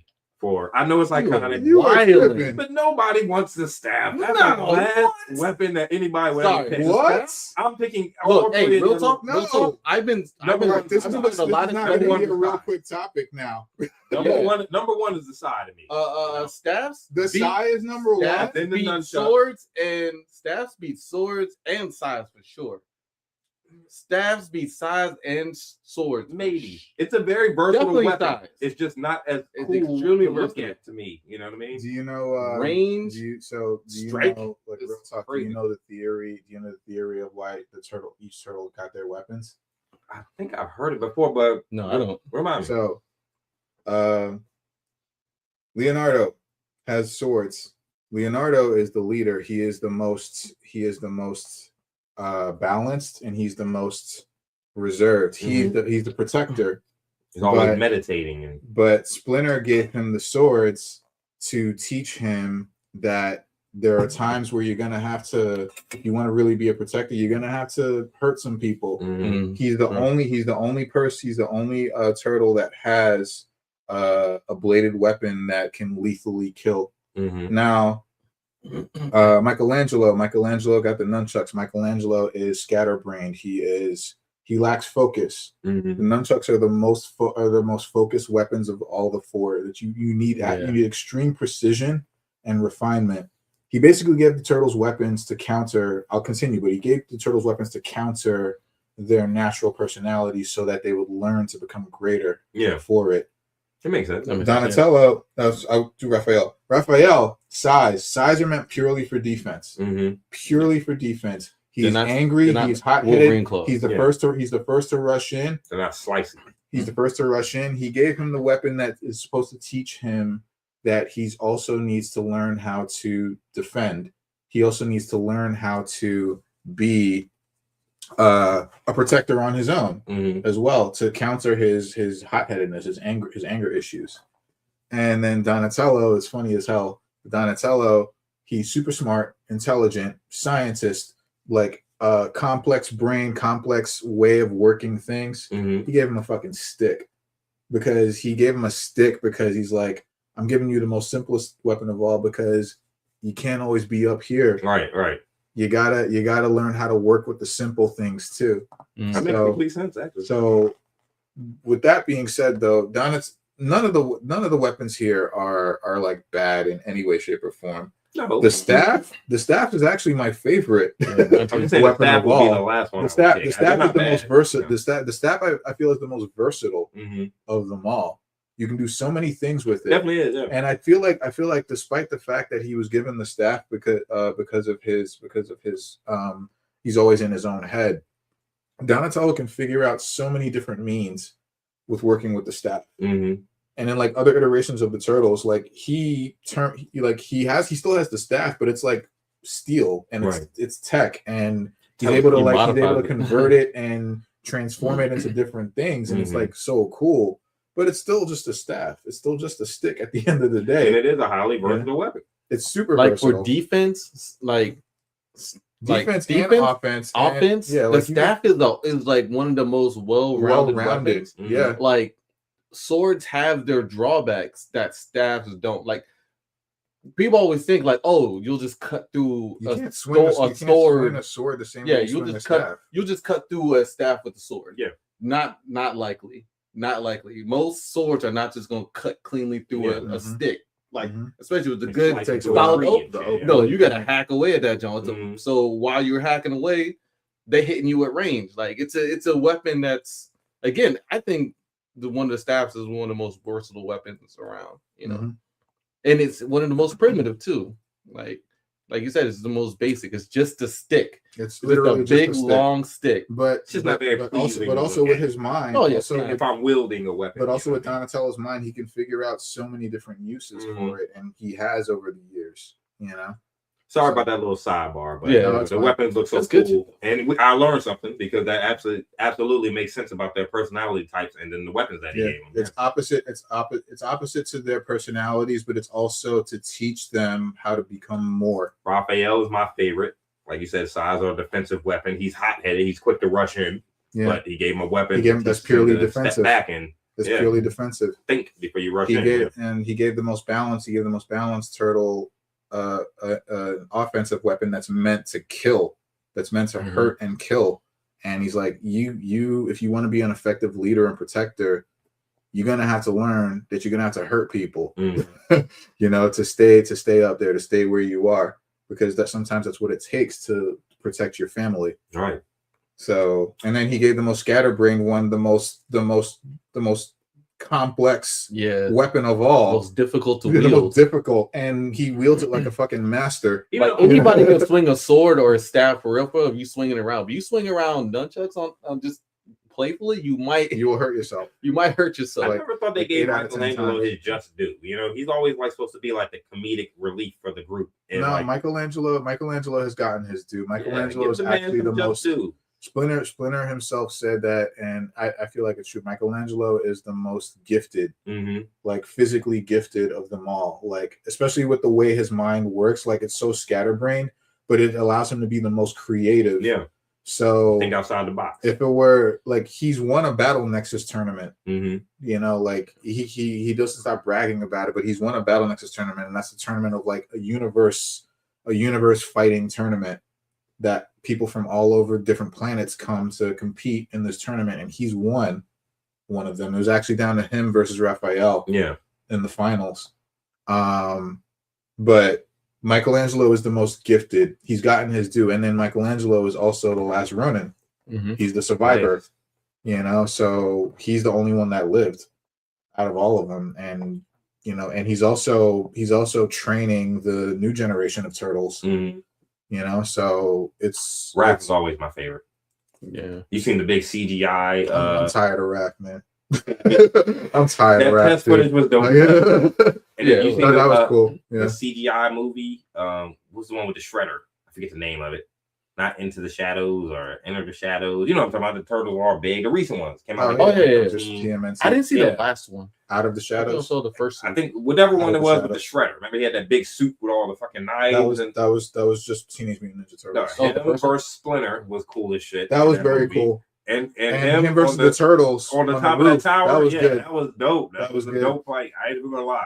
Like Shredder was kicking nothing beats the 1990 movie, but like of course, to me those were That's very crazy good fights. Yeah, that first movie was better than the second one, but those two scenes were cool as shit. Yeah, especially Splinter. I mean, just moving like a rat going across the wall. I like that fight too, because the whole time the turtles were defending the lair and they couldn't like interact with the Splinter Shredder fight because the Foot were attacking from all angles and they had to defend the lair. They were doing fine up until Shredder started getting murked. You know, so and then when they tried to go to him, that's when they were overwhelmed. Even though that lair not as cool as the original lair from the first couple of movies. Yeah. Sorry, it wasn't as cool. Especially the one when they found the train station. What was that? Ninja That's Turtles probably 2 the and 3? only. That was 3. No, that was 2. Yeah. That was 2. That's probably the only thing I liked about the third movie. That lair was that lair was dope. Everything else, what the fuck? Anyway, it was okay. It still counts. It's like the Quest for Peace. Still counts. Nope. It was terrible. People hate on the Quest for Peace. It wasn't that bad. It was. Did you see the Quest for Peace, Juice? I think we went over this. That's the one with Nuclear Man. No, I didn't see that one. It was that bad. You gotta see it. You know, actually, I probably did. I just me. I don't remember. I'm sure the other Superman with the nails. I'm sure I saw it. Scratching him all the time. Nuclear Man came out. You're scratching him all the time. It's like I'm sure I saw when I was a kid. I'm sure I just don't remember. All right. So so I wanted to bring up something real quick, which I think is really interesting, and I think it's something that we could talk about. We don't have to talk about it in great length, but I feel like it's something we've all experienced. So I wanted to talk about Black conversations, and what I mean by Black conversations is Black telepathy. The things that go unsaid that we automatically know what each other's talking about without having to say anything. So the thing that brought this up. So this was something that happened in February that I wanted to actually bring up in February, but I never got the chance. So it was Black History Month in February, and we all know Black Twitter. Black Twitter is still a thing, even though Twitter is not cool. But Black Twitter is still a thing. And the only thing that there was one person that brought up a thread in Black Twitter, and the only thing that they said, and now I just want to tell you before I say it, I just want to tell y'all, once y'all get it, don't say anything. Don't say anything, but if you get it, we'll just acknowledge each other, right? And then I'll just keep talking, right? Okay? Cool. Don't say anything.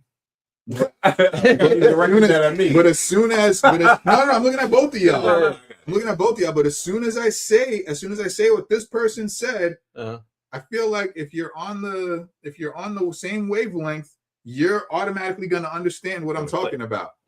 Okay. Okay. So this person said, all they said was, it was the last day of Black History Month. It was the 28th. And they said, you know, there just needs to be one more thing that happens to make this the best Black History Month ever.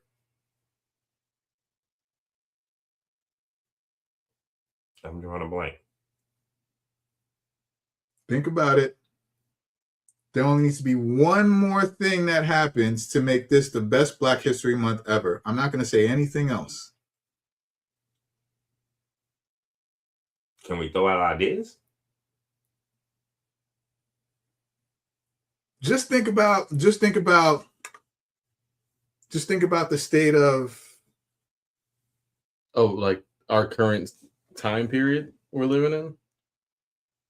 yeah, but a little closer than that. I mean, don't say anything, but I think you got it.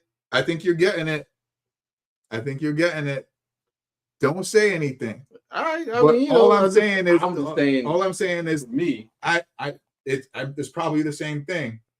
So the reason why I bring this up is because the comments that followed, everybody's gave that look. They were like, everybody understood, and everybody said, "Don't say what it is." Yeah, don't say what it is. I wouldn't say it. But I think the fact that you said I wouldn't say it means I think you got it. So don't say what it is, but everybody was like agreeing. Everybody was like, "Yo, girl, that is yes." That thing needs to happen. That thing needs to happen for it to be the best Black History Month ever. It would be nice. That would be nice. It would be nice. You got it. Don't say it. You got it. You're still struggling, but you'll get it. You'll get it. Don't worry. So, I just thought like when I saw all the comments, I thought this was like an amazing I'm just like, this phenomenon is like, it's been around for so long. I feel like on some level, us as a people have this level of telepathy that we've gained through like shared experiences and just of the Black experience, right? And so there was one thing that happened. This is probably one of the most famous public displays of a Black conversation that would happen. So you guys know the game show Password? Mm-hmm. So there was a game. Is a game show like on TV? It's a board game, Password, but like it's a game show on TV. It was a game show on TV a few years ago.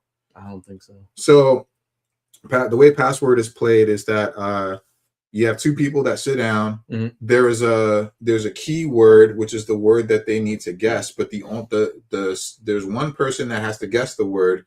The other person has to help them guess the word by just saying one word at a time per turn. Now, like they say one word. If the person doesn't get it, then they can start adding to that word with a different word to help them get closer to the clue. To help them to clue them in, to help them get closer to the key word. Okay. Yeah. So Keke Palmer was the host of this game show at the time. Jimmy Fallon was a co-host. Right? Okay. Keke Palmer had Yvette Nicole Brown as her guesser.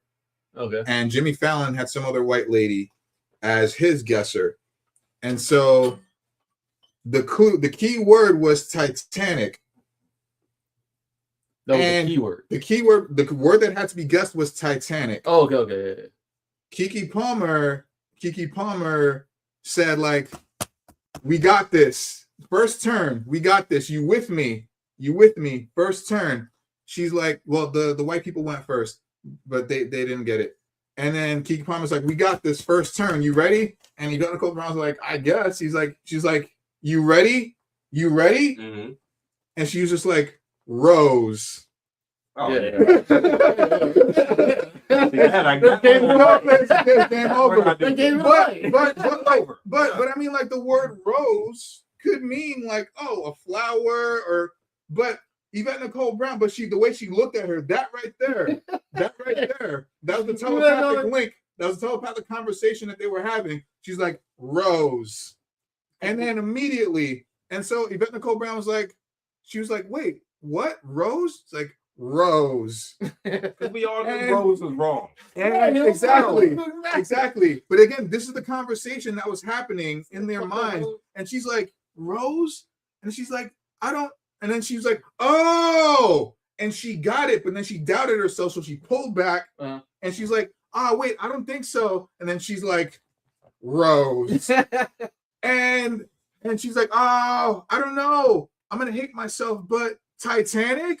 And she's like, yes, that's it. It was like first guess, one word. Like, I'm just like, black people. I'm curious. We do this I'm all curious the what, time. Fallon's team said. No, you know, the only thing they had the chance to do after the fact was like they were making fun of Keke Palmer just saying Rose because Jimmy Fallon was to his guess, he was like, oh, the keyword, the guessing word, the keyword is Rose, and the white lady's like, oh, I don't know, and so Keke Palmer was like, fuck y'all, Rose, Right? You know what I'm saying? They didn't see anything wrong with Rose dead. Yeah. That's why. Like, You know? Rose. Maybe is that it? Like, I don't Why know. didn't Jack just find another piece of luggage? But You know? like, I feel like that phenomenon is crazy. Like, it's crazy because I feel like it's a very real thing. I've experienced That's a solid one. I've experienced it. I'm curious. I'm curious to see. Yeah. Like, I'm curious to know. Like, have you guys ever experienced it before? Where it's not like something that has to be said, but like it could be Understood. It could be automatically understood. I think like one of the most like common, maybe lower level forms of this telepathy is what's affectionately known as the nigga nod. Mm-hmm. Right?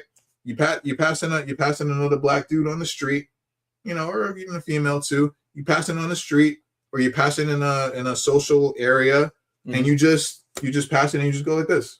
Yeah. Right? And there's a lot that's said with that gesture. Yeah. Right? But it's like, it could be like, hey, what's up? Or I see you. Or how you doing today? Everything Like, good? Look at this shit. You know, right? Yeah. Look at this nigga. Yeah. Like, you see this You shit? see Yo, that goes just like this. Right? It's just the look. It's the look, the mannerism, and even something that could be said. And I also feel like that's one of our oldest, like, that might be a direct, like, developed skill yes, we developed in times when we weren't necessarily allowed to. to talk, I think to it's also converse. It's a level of black people's understanding of the culture. And like you said, Frank, shared experiences. Like, Yeah. we always, I think a lot of our culture comes from trying to be different than the white culture that was presented, that we had to be. You know how the white head nod is down, you go down, you know. The black head nod, you go up, You you go know. up. Yeah. The white handshake was, you know, two men, And three then we have handshake. the- Now the black people come, we Yeah. got it slapping. Yeah. So it's like it's always a different. It's the same thing, but it's different. It's our own spin on it. So Yeah, it's just wild to me, like that this is it. You know, I always knew that this was a thing. I'm just like really just taken by all of the because of shared experiences, because of just culture, that we're able to have this like superpower, you know, that's unspoken. hey, y'all remember the dap and snap back in the day? I know you remember the dap. Yep. Yeah. Oh, no, that Joe. I still do that. Snap, I still like do a that. Like, I don't. No, I sometimes it still do just that. happens, right? That's the thing about the snap. Is like, if the dap is right, that snap, The snap is like flawless. It it comes smooth. out, it rolls. Yeah. And It sometimes rolls right even off for the of dap, if the dap it doesn't connect well off the first dap, you got to redo it. It's like a understand, like that telepathy you talk about. It's also Nah, that wasn't good, man. Come on, man. even the dap. I think the dap can be like a form of like telepathy, because like you said, the white people handshake is just like this, right? And that's it. You break, right? Whereas like with us, there's so many variations. We do this. We come in for the the bro hug, right? We do this. You know, we do make this the snap. Oh no, You know, that's the snap, right? Like, Yeah, like yeah. that's the snap. That We have- do that- this. You do this, you do the snap, right? Yeah. Or you can do the dap. You also do the nigga nod. You do the nigga nod before or after, right? Like that happens too. It's like there's so much. And also, just to be double, the formal white handshake is appropriate. When appropriate, that's fine as well. You know what I mean? Oh yeah, yeah. I But hate I the feel like lip it's when you're more in a I professional never setting. got the idea of a you limp know? handshake More back in in a the day. professional setting. You ever received a Something limp just like this? handshake? Yeah, and it's like just a limp handshake, but like there's no Yeah. pressure there. You Yeah. just like, yeah, that is like, come on, man, put some grip on there. You know, Yeah. like it is like, dude, you ain't even grip. You know, No, You I'm gonna like, give a handshake. I- Put it there, bro. I'm curious. I'm curious. Put I'm it there, curious. buddy. Do you Yeah. guys? I'm curious that do you guys have any significant like Black conversations experiences, or like Black telepathy experiences, like that y'all wanna share? I will say for the record, I really feel like Black women are way more powerful in this regard. Oh yeah. You know, like the Keke Palmer, Yvette Nicole Brown, like two women, No. Yeah. one word, just looking at each other, and she got it right. I feel like Black women are way more powerful at this than we are. No, Talking like there's, like, full blown 'Cause conversations. It's far beyond in moments. what we see. Yeah, Like we don't see the stuff they acknowledge. I've seen Black women co-workers like communicate Without number of saying a things word. without saying anything. yep. And I'd be on the outside like, What the Right. fuck are they What's saying? that? It's like you almost hear, I You almost just know hear, like, something you happened, catch but I something, didn't you're like- get it. like what? But I saw because we were all in the office, and like because we had like it's kind of a big office before this is pre-COVID, and so I was sitting on one side, coworker sitting here, kind of facing this way. Another coworker was sitting here, facing the wall here, and I was kind of facing the doorway. Another coworker was back behind, like kind of behind the desk there. And so I'm working, I'm doing my thing. I see, what was it? One coworker, Sophia, no, I forgot. But she looks up, she looks out the doorway. And I see her look up out of the corner of my eye, so I look over. I didn't see what happened through the doorway. I look over. I see her look at I can't remember her name either. Anyway, saw her look at this one, and then this one leaned back, and it's just like the connect, like the way they went, and then they said, and then I said, and I'm like, What happened? what happened? Like I'm in me, What like happened? what happened? Like I don't know, what was that? It's like you almost caught like a bit of a stray signal. Yeah, it was a whole thing. Like I don't know, and I'm sure they know what's going on. I was just like, I don't know. I just think it's crazy. I I have just think headphones it's like a in. crazy. I think it's a crazy But- superpower that we all have, but I feel like Black women are way more powerful. Because I know they all didn't see. Mhm. I know they all didn't see what went by. But they didn't have to all see. No, Only one I of them know. needed to see, She and then they peeped communicated. something. Yep. And then, bing, bing. Yeah. Yep. It's just the. And it was all like a uniform. Yep. And you know the like, you know what that means. I Like, think a lot of it just comes from shared experiences and the fact that we understand the culture and we understand what each other is talking about. You know, we have a friend. She's come up before on the podcast. Steph. She said they went to where'd they go? China? Did she go to China? she went to Philippines. Philippines. Bro, I said Shanghai. Oh my That'd be God. dope to visit. I always want to go to Shanghai. But She heard you say that. I'm sorry. My bad. You know. She heard you say Yeah, that. no. She was like, excuse me? The Philippines was I China. mean, Whoa. okay, all right, I'll be back into that. But yeah, so Any Filipino heard you say. when she was saying I'm sorry. All right, I'm sorry. Okay. that's the telepathy because I know what you're talking about. All right. So you know but so like when she was like her boyfriend got there and he was getting these signs that they were being racist towards him and everything and and I kind of understood where he was coming. She was just telling the story like, oh, he went through and they wanted to check him extra and he went through the security checkpoint and they pulled him to the side to pat him down and I'm kind of like, yeah, I think we there's no both went telepathy to- there. I think we both went to devil's advocate there. It was kind of like I kind of get what he said from that shared experience of being in the culture and understanding the culture. Like, yeah, I could see why they would mistrust him from what they've seen on TV and propaganda, and maybe he did look kind of different enough to let's do some extra security on this dude, you know. So I mean, that's not a telepathy. he's black in the Philippines. It's not a telepathic story per se, but I kind of understood the idea of what how he was feeling in that moment because like you say, he's a black man in the Philippines. Like, yeah, you stand out like a sore thumb, bro. You know what I'm I saying? mean, it's true. I Right. mean, I know people can like label this as like, oh, that's intuition.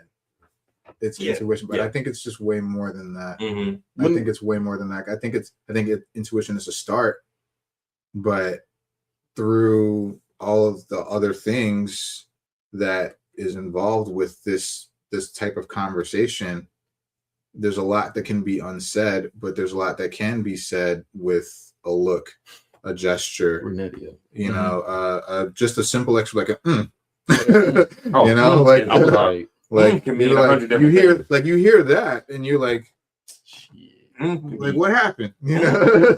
Can Right? be as good as it can be, or it can be the lowest possible thing that Well, ever. that one was like, that one was the not good. Yeah.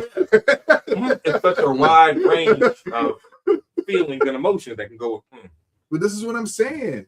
Like, there's so much that can be you can pull from a simple word or a simple like a syllable. Mm-hmm. You know, it's like that's Simple not even gesture, yeah. just like a simple gesture, a look. Like I'm just like I'm still amazed, like just by this whole phenomenon that it's very much it's very like prevalent in our culture. You know, like sure, other cultures can have it too. Yeah. Like Other cultures can have it too. I But do wonder if like I feel like I don't know. I feel like we're stronger. And it's we're strong in the force. The force. But no, I think it might be a majority thing because I definitely know like other minority cultures have this, especially amongst each other, right? Like, Yes. I do wonder if it's, and I think it's, I don't know, but I think it may be lacking in the dominant culture. Because I don't think they have it at all. You don't think they have it at all? No, okay, not at all. Again, maybe the women have it on some level, right, but not nearly as strong as what I know black women. Mainly because I don't believe they. Again, there's a level of danger that comes with us not getting it. Yeah, there is a level of danger. I don't think that danger is innate to their experience in the world as it is with us. Right. Like they don't have to worry about that. And that's why they do such things as be a little cavalier. Fill in the blank. Like just be obnoxious, be raucous, be what's like when a Karen like overdoes it. Mm-hmm. And she just starts being belligerent, talking about like I want to talk to the manager, or like even a better example is like when white boys or white people celebrating start like breaking shit. Yeah, vandalizing. And this is like vandalizing and stuff, and it's like that is different than when black people vandalize in a protest. If that happens, right? Whatever. But like when that happens, that's different than vandalizing in celebration. Mm-hmm. Vandalizing in celebrations is a very caucastic thing to do. There is I don't know what that is, but I think there is like a connotation with like who's doing the vandalizing. I mean, like I think across all cultures there are people who are like, let's take the Knicks recent win and celebration, right? Like there were people out there, black people, Hispanic people, they were all out there. They were rioting, right? But it was to the point of like those people were just doing it, just needed a reason to come out and do that, right? Yeah. Like, so I just feel like if that was a bunch of white people doing that, it's weird. It's like in my mind, I would like, well, damn, like they're like, what are they planning to do? Like, what is this going to lead to? This is going to start to become worse. It's going to get worse. Yeah. But at the same time, I'm not surprised. Yeah. It's weird. Like, I'm not surprised. Do you think a lot of the lack of their telepathic connection in the dominant culture comes from the fracturing of them as far as I think it comes from privilege. Yeah. Like think about like From before it was privilege. color, it was you're from Romania, you're from France, you're from Germany, you're Irish, you're English. So you know, as at least for American history, like we were all ready together. You're black, you know what I mean? Mhm. So like you're black, you know. So The reason there was no fracturing of the community within the community. It doesn't matter where we were from, we were black You were regardless. black, yeah. And Well, that's you and then kinda and grouped because of together. that they became all those other groups, those Irish, the Italian, the whatever European. European, like they just became white. Mm-hmm. And I think when that happens, I think that deteriorated their alertness. Yeah. Yeah, because they were safe. I think that's what it is. I think it's really an alert system. Like it's a fundamental It's just overtuned. survival mechanism that black people have. It's overtuning. It Like reminds this, me of almost when Spider-Man evolutionary. said my spider sense is always on. It's tingling, Yeah. It's always tingling. It's like it's a because the reason that hit so hard is because we know that fucking feeling and we don't have a spider sense. We don't have a spider sense. Yeah.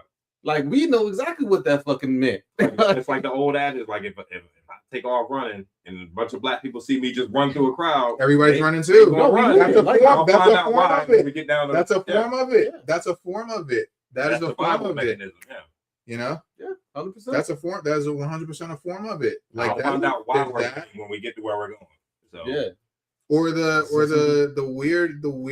weird sense of like if there's something that happens in public with a police car involved, we just tend to gather. Yeah. Like we just all tend to gather. The group. Like we just group up. Because if you you're know. singled out, you get targeted. Right. Because they act like wolves, right? Right. If you're stray, like they will target you. Yeah. That's how they operate.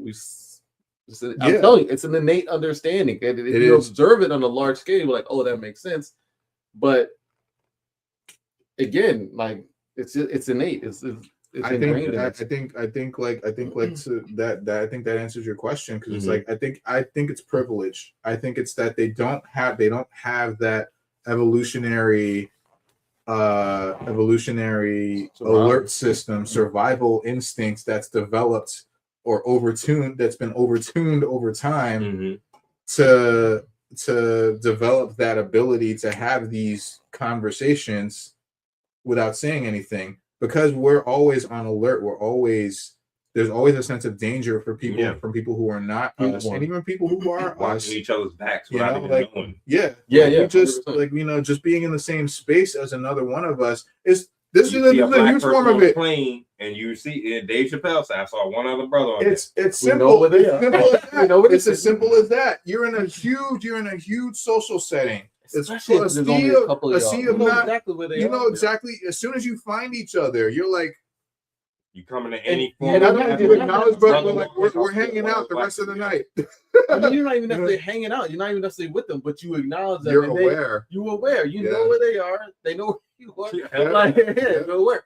And another thing of this is, I think is so they call it dog whistles, but like the dog whistles. The dog whistle. Yeah. We hear the dog whistle because we know racism when it's not racist. Mm-hmm. We know racism when it's not racist yet. I think that's one of those things, and that's on a mass scale. Mm-hmm. When black people hear Trump talk, he ain't say nothing racist yet. But we like, but we hear we heard it. You hear the undertones of racism. You heard about the stuff he did in the past, and you know about the things he's saying now. We're like, this motherfucker racist. Going back to that, and that was it. And everybody's like, oh, you guys are overreacting. Going back to you guys are imagining things. Just didn't hear any of the innuendos. Y'all don't need reparations and And it's like you don't see the undertones of what we see. You know, you don't see it because you never experienced it. You didn't live it. And we can argue. I hear that you're like, oh, y'all need reparations. I'm like, yo ass right. And I'm like, in my mind, I'll look at you, and I'll be like. And anybody who's thinking, it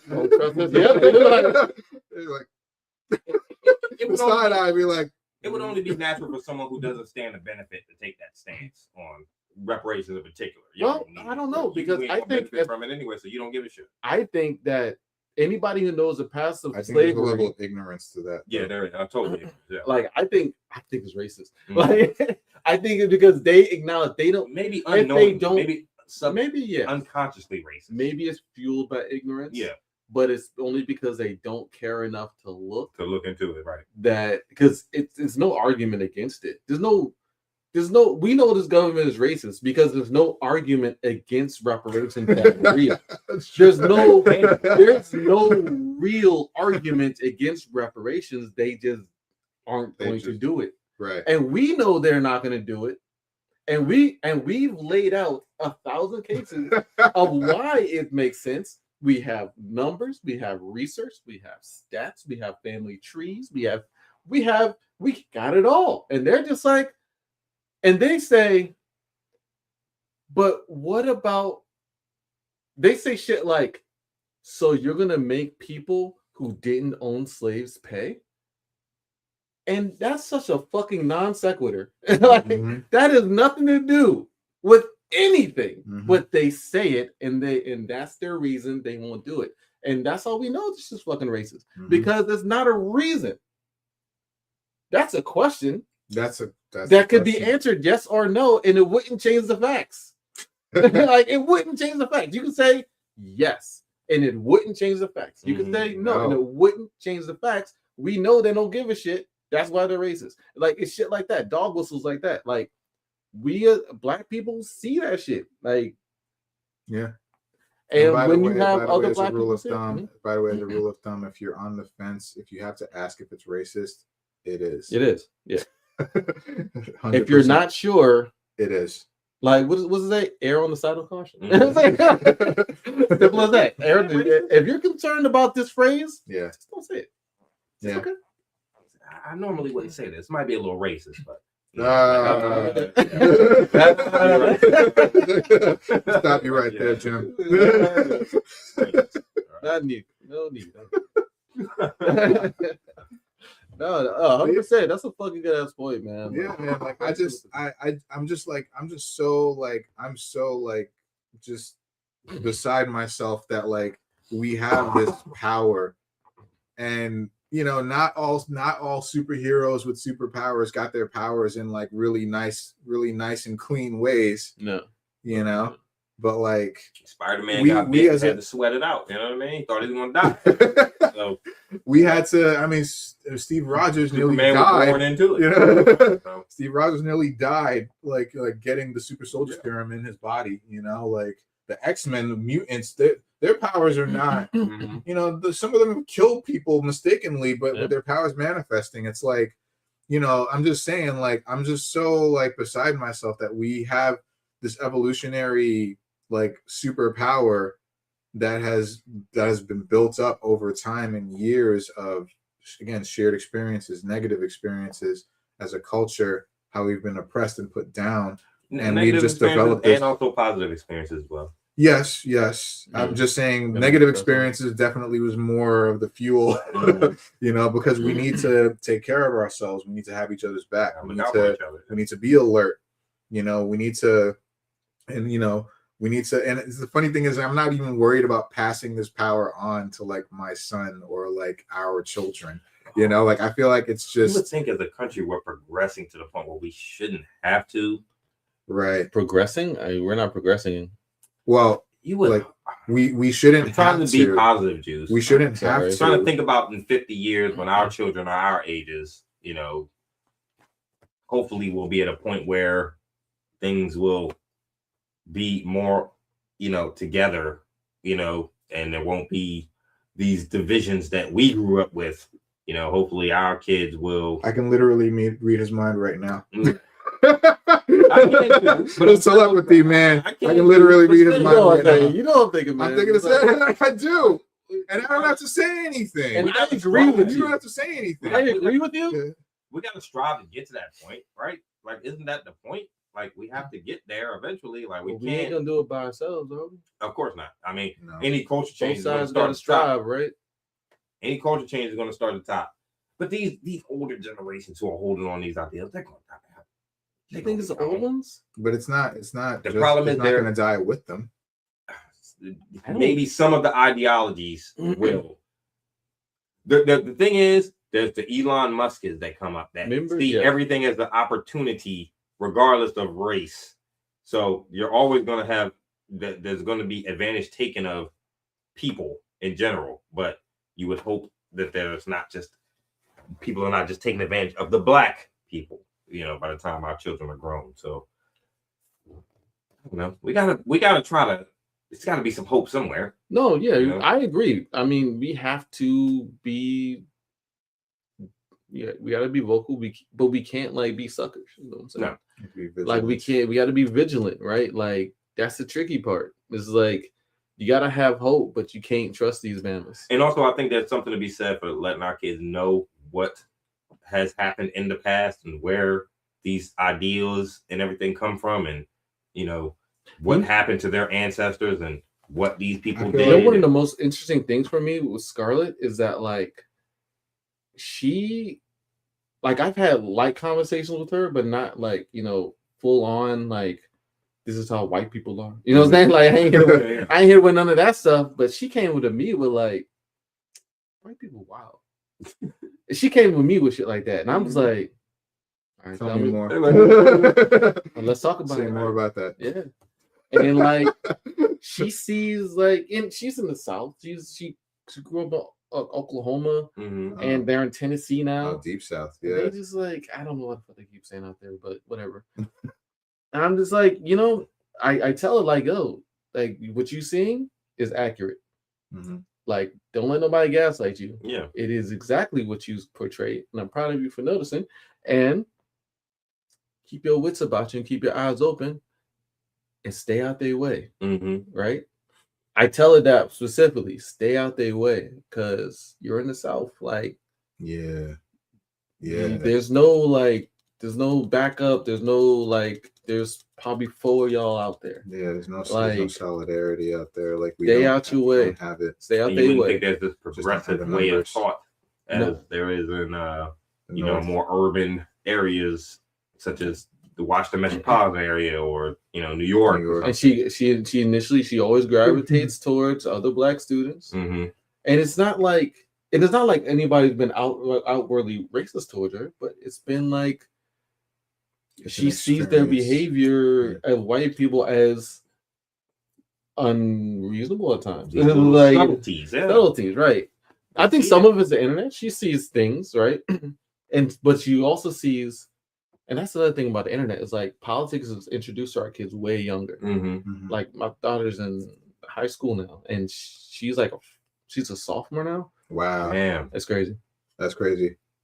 And she was telling me this in 9th grade. Mm-hmm. I mean, she was a freshman, and it's just she sees their responses to certain things that come from Trump and them. Yeah, and their responses to the things clearly signifies how they think about people. Mm-hmm. And again, she has that alert system. She has that alarm system, and I think some of it's innate. It's got to be innate. It's in the blood. Bro. It's in the blood, man. Some of it's okay, this behavior's not really conducive to either me or people like me, and I'm just gonna go. You're aware, right? Yeah, I'm just gonna go. I'm not gonna mess with them. Yeah, it's very clear, Especially in a place like Tennessee. I mean, can you imagine? Yeah, she ain't in Memphis either. Part of the South, can you imagine the atrocities that took place in Mississippi, deep South, Tennessee. I mean, just Louisiana. It's just, even places like Virginia, where we are here. This is, progressive, area, but go down south. I mean, man, even down to Fredericksburg, man, it ain't that far. And those very different ways of thinking and those old, ideologies still persevere and exist there. That shit is in your face. So, do you think in 50 years? That's all you think? 50 I years would hope is so. I gotta find some hope somewhere. No, I'm with you. I'm with you. Always be stuck in the muck of just. I think the only way, and not to be too off topic, but I think the only way is the only way to really get past racism in this country is to have people's needs met.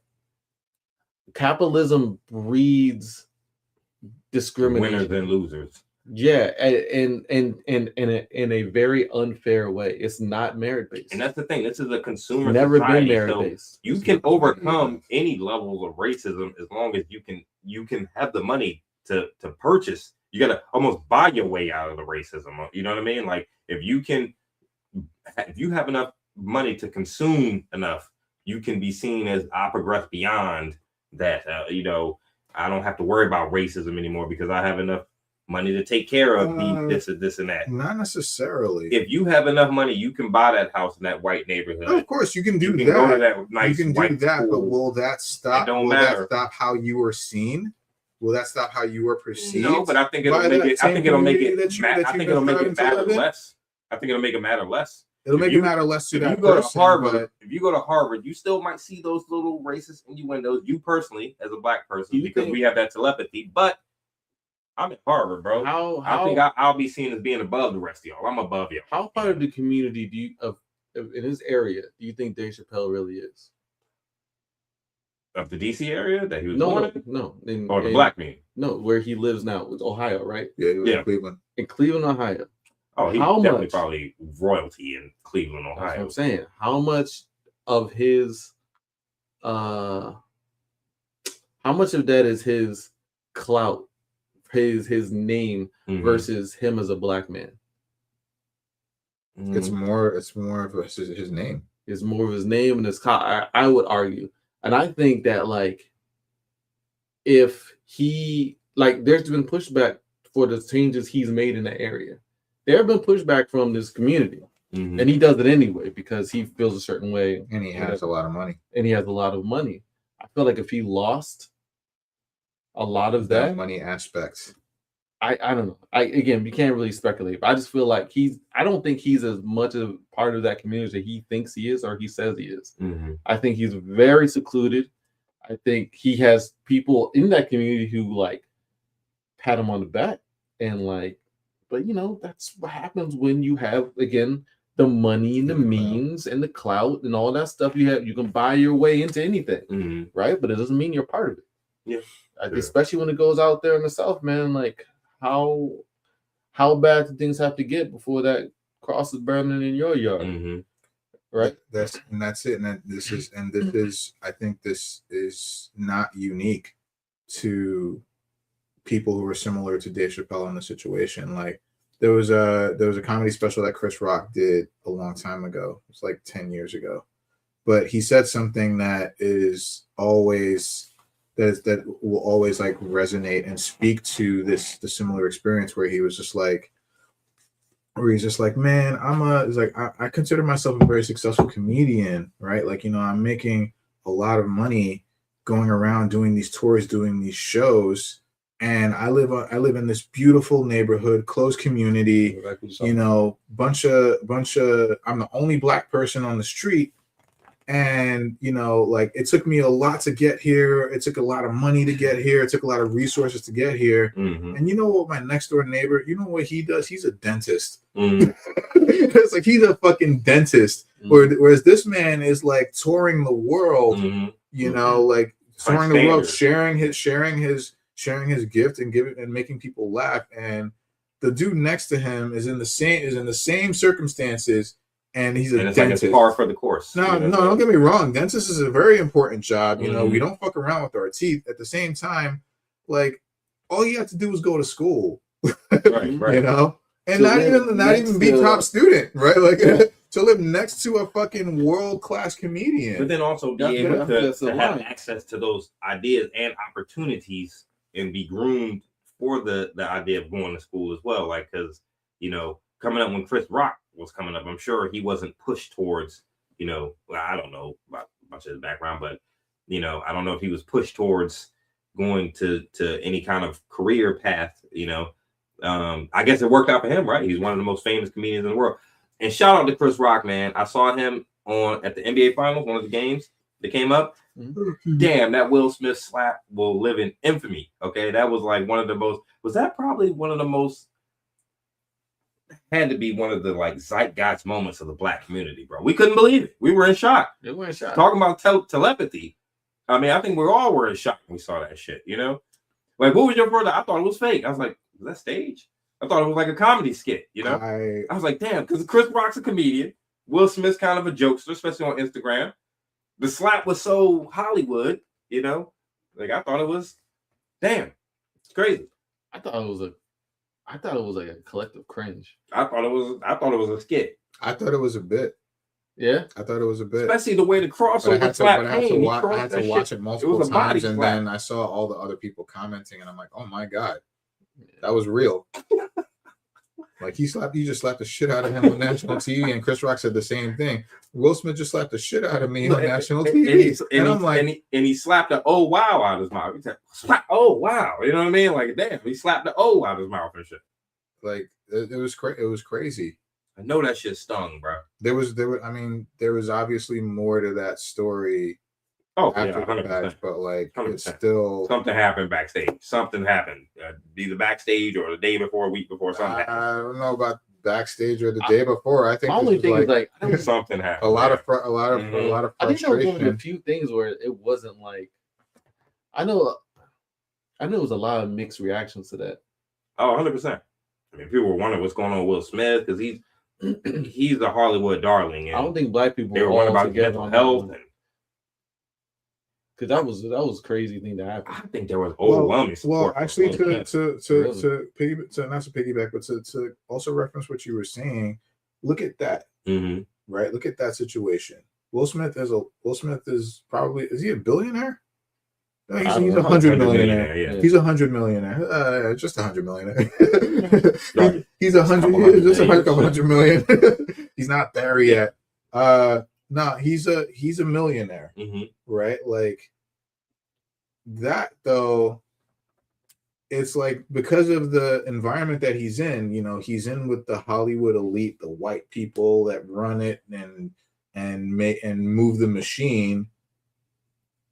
His career has not been the same since that. Not progressed since then, yeah. But look at did y'all see the I sent y'all the article, I sent y'all the clip when Michael B. Jordan and what's his name? Delroy Lindo was accepting an award for Sinners, and you had this dude with Tourette's, you know, screaming nigga. Like, you know, nigga, like you nigga, and that was out in front of everybody, right? But you have people giving him a pass, like, oh, he has a condition, it's Tourette's, he doesn't know what he was saying, let's give him a pass. If that was a black man that did that, a black rich man that did that, even still, no matter how rich you are, if you were a black man that did that, if you called a Jewish guy a Jewish slur, yes. No. Yeah, you're gonna survive that. Your career would be effectively over. Even Will Smith, somebody said if he had to slap Jerry Seinfeld up there or Bill Maher, God, yeah, he slapped a white person, you'll go to jail. Never would have survived. Yeah, but that's what there wouldn't be this public sentiment for is he okay? What's up with his mental health? You know. But that's what I mean. Like when you say like, you can be rich enough. I thought about that. Like you can be, if you're rich enough, you can just get out of any kind of like racist action or trope or stereotype against you. Will Smith not the case. Slapped Jerry Seinfeld rich. Oh, he's not. He slapped Chris Rock rich. He slapped Chris Rock rich. And Chris Rock probably has just as much money as he does. I don't know if he slapped like Woody Harrelson rich. I don't know if he slapped any basic white person rich. Like, there are certain levels to this shit. Like if he slapped George Lucas, he might have turned all of us against him, man. You know what I mean? Because I was on Will's side, thinking like, Will okay? What's going on with him? But if he slapped George Lucas, I'm like, bro, this is the founder of Star Wars, bro. Are you crazy? You know what I mean? I might have rushed up there to help George. George, you okay? What the fuck, Will? You know? No, but it's that gigantic double standard. It is. That is race. He had to slap another black guy, right? Like that's the only way. That's why we thought it was a bit. I thought this shit was fake. To be saved, still, it's like, it's just black on black. It's black on black. It's fine. Go on with the show. Shit, I don't know. I never thought about this. Like the degrees of who you can slap. Like, think about it. Who you can harm. 100%. Who can harm you? Could he slap Ronnie Chung from Who? the Asian guy from Comedy Central who does the comedy? He Oh. probably could have got. Yeah, Ronnie Chung. Yeah. He probably could have I don't think he could slap Ronnie Chung. Look, Jonathan Majors, got. Mm-hmm. right? I don't want to keep beating a dead horse, but Jonathan Majors, Damn it, John. if he had done what he did to a black girl, I think it would still we be would have looked at never, in we would have contempt. never heard of it. We would have never heard of it. It still would have been looked at in contempt because, like, it's still I a woman, guarantee but you we would Nah. never a blonde Nah. woman on It was a TV. white Again, John. and we had no fucking clue who she is. She is not famous by any stretch I of the still don't know her imagination. name. I don't know. Like, Oh, she's he- not famous. He shouldn't have shoved her into the goddamn car. Let her get in, man. You Yeah, step back, of go course, off. of Let her course. get Don't in. put your Chased him hands on down the anybody. street. Of course, don't put your hands on Remember? anybody. She chased him down the street. But there's that He was too. different too, dog. There's that too. But again, put a black woman in his place, in Mhm. her place. I mean, put a black woman in her place. I think it still would have been looked at in contempt just because it's a woman and like Yeah, no but decent man. I but don't we care, black or wouldn't. white, like, you gonna- But whatever happened to Remember him, they shot it Megan it Thee wouldn't have Stallion been in as the foot. extreme. yeah. Remember they shot Megan. Black. What's his guy? The rapper's name? Megan Thee Stallion, yeah. He Shout shot out. her. Oh, the baby. Yeah. Was I it the baby? remember the baby. I don't know, but like he shot her in the foot, and remember for The the, baby. Yeah, longest the time, baby. like people argued that he had a right to. It's do almost that. like Juneteenth. I'm sorry, dude, but the baby Juneteenth is like all the, you know what I mean? Like these But- ebonics. It's black on Dang. black. It's black on black, and that's the thing. So again, if the baby had shot the baby, Yeah. I hate his name. If the baby had shot a white woman in the foot, if he had shot, Oh, it's I don't know, attempted murder. There would have been more levels to that. yeah, it'd have been attempted murder. It would never have been a debate. Mhm. There would be no years long trial. Mhm. So of it does social- not. So it does not necessarily matter how much money you have. Yeah. Yeah, It doesn't necessarily matter how much money you have. We do put a lot of emphasis on money in this country, and I think money does Go go a long capitalism. way towards your standing in society. yes. And Yeah, of course. what There is a and the fundamental level flaw. of egregiousness of any transgressions towards any one person, like how rich they are. You know, Yo, if I got slapped, nobody would give a shit. I'm If Chris thinking. Rock gets slapped, somebody gives a shit because he's Chris Yo, Rock. y'all remember? It was like 10 years ago or something like that when Ocho Cinco shot himself in the foot at a club. Yes. No, that was No, that was Ocho Cinco. Plexico Burris. He was at a What was that Plexico Burris? Oh, yeah. Because he snuck the gun in his sweatpants. Uh-huh. Yeah. Went off. So- And then he got suspended from the NFL. Yes. Wait a minute. You He got snuck your suspended gun in the NFL. shot yourself, and got suspended. Look, I'm saying like this. So this motherfucker brought a gun into the club. Okay, put a white person in his place. Do you think he would have gotten kicked out of the NFL? I don't think so. I don't think so. Nah, it's hard to say. They would have swept that under the They're so rug. concerned about image. Who knows? All right. Say He But- brought a gun. But a black he man. brought a gun who into was the mayor- private space. Who was mayor at that time? Was it Giuliani? Yes, I think so, right. So, 2016. like, yeah, Black man, you know, in the club, the thug kind of culture, sneaking a gun in. He accidentally shoots himself, and they have a strict public gun policy in New York, right? The Wasn't fun- that a thing? but Well, yeah, like, I think Giuliani was like really you- trying to hammer him because he was a high profile athlete, you know. you can So- still do concealed carry. in New It York, depends. But Maybe besides Giuli- the point, You point, might be like, right though. You might be they right. they I bet you they looked at him when he did that. Like, oh, that's just dumb nigga. And the NFL home office is in New York, so I'm sure they're tied to Giuliani and the NFL. Hey, let's suspend them too, just to make a point. You know, It's image. could have been. Yeah, you might be right.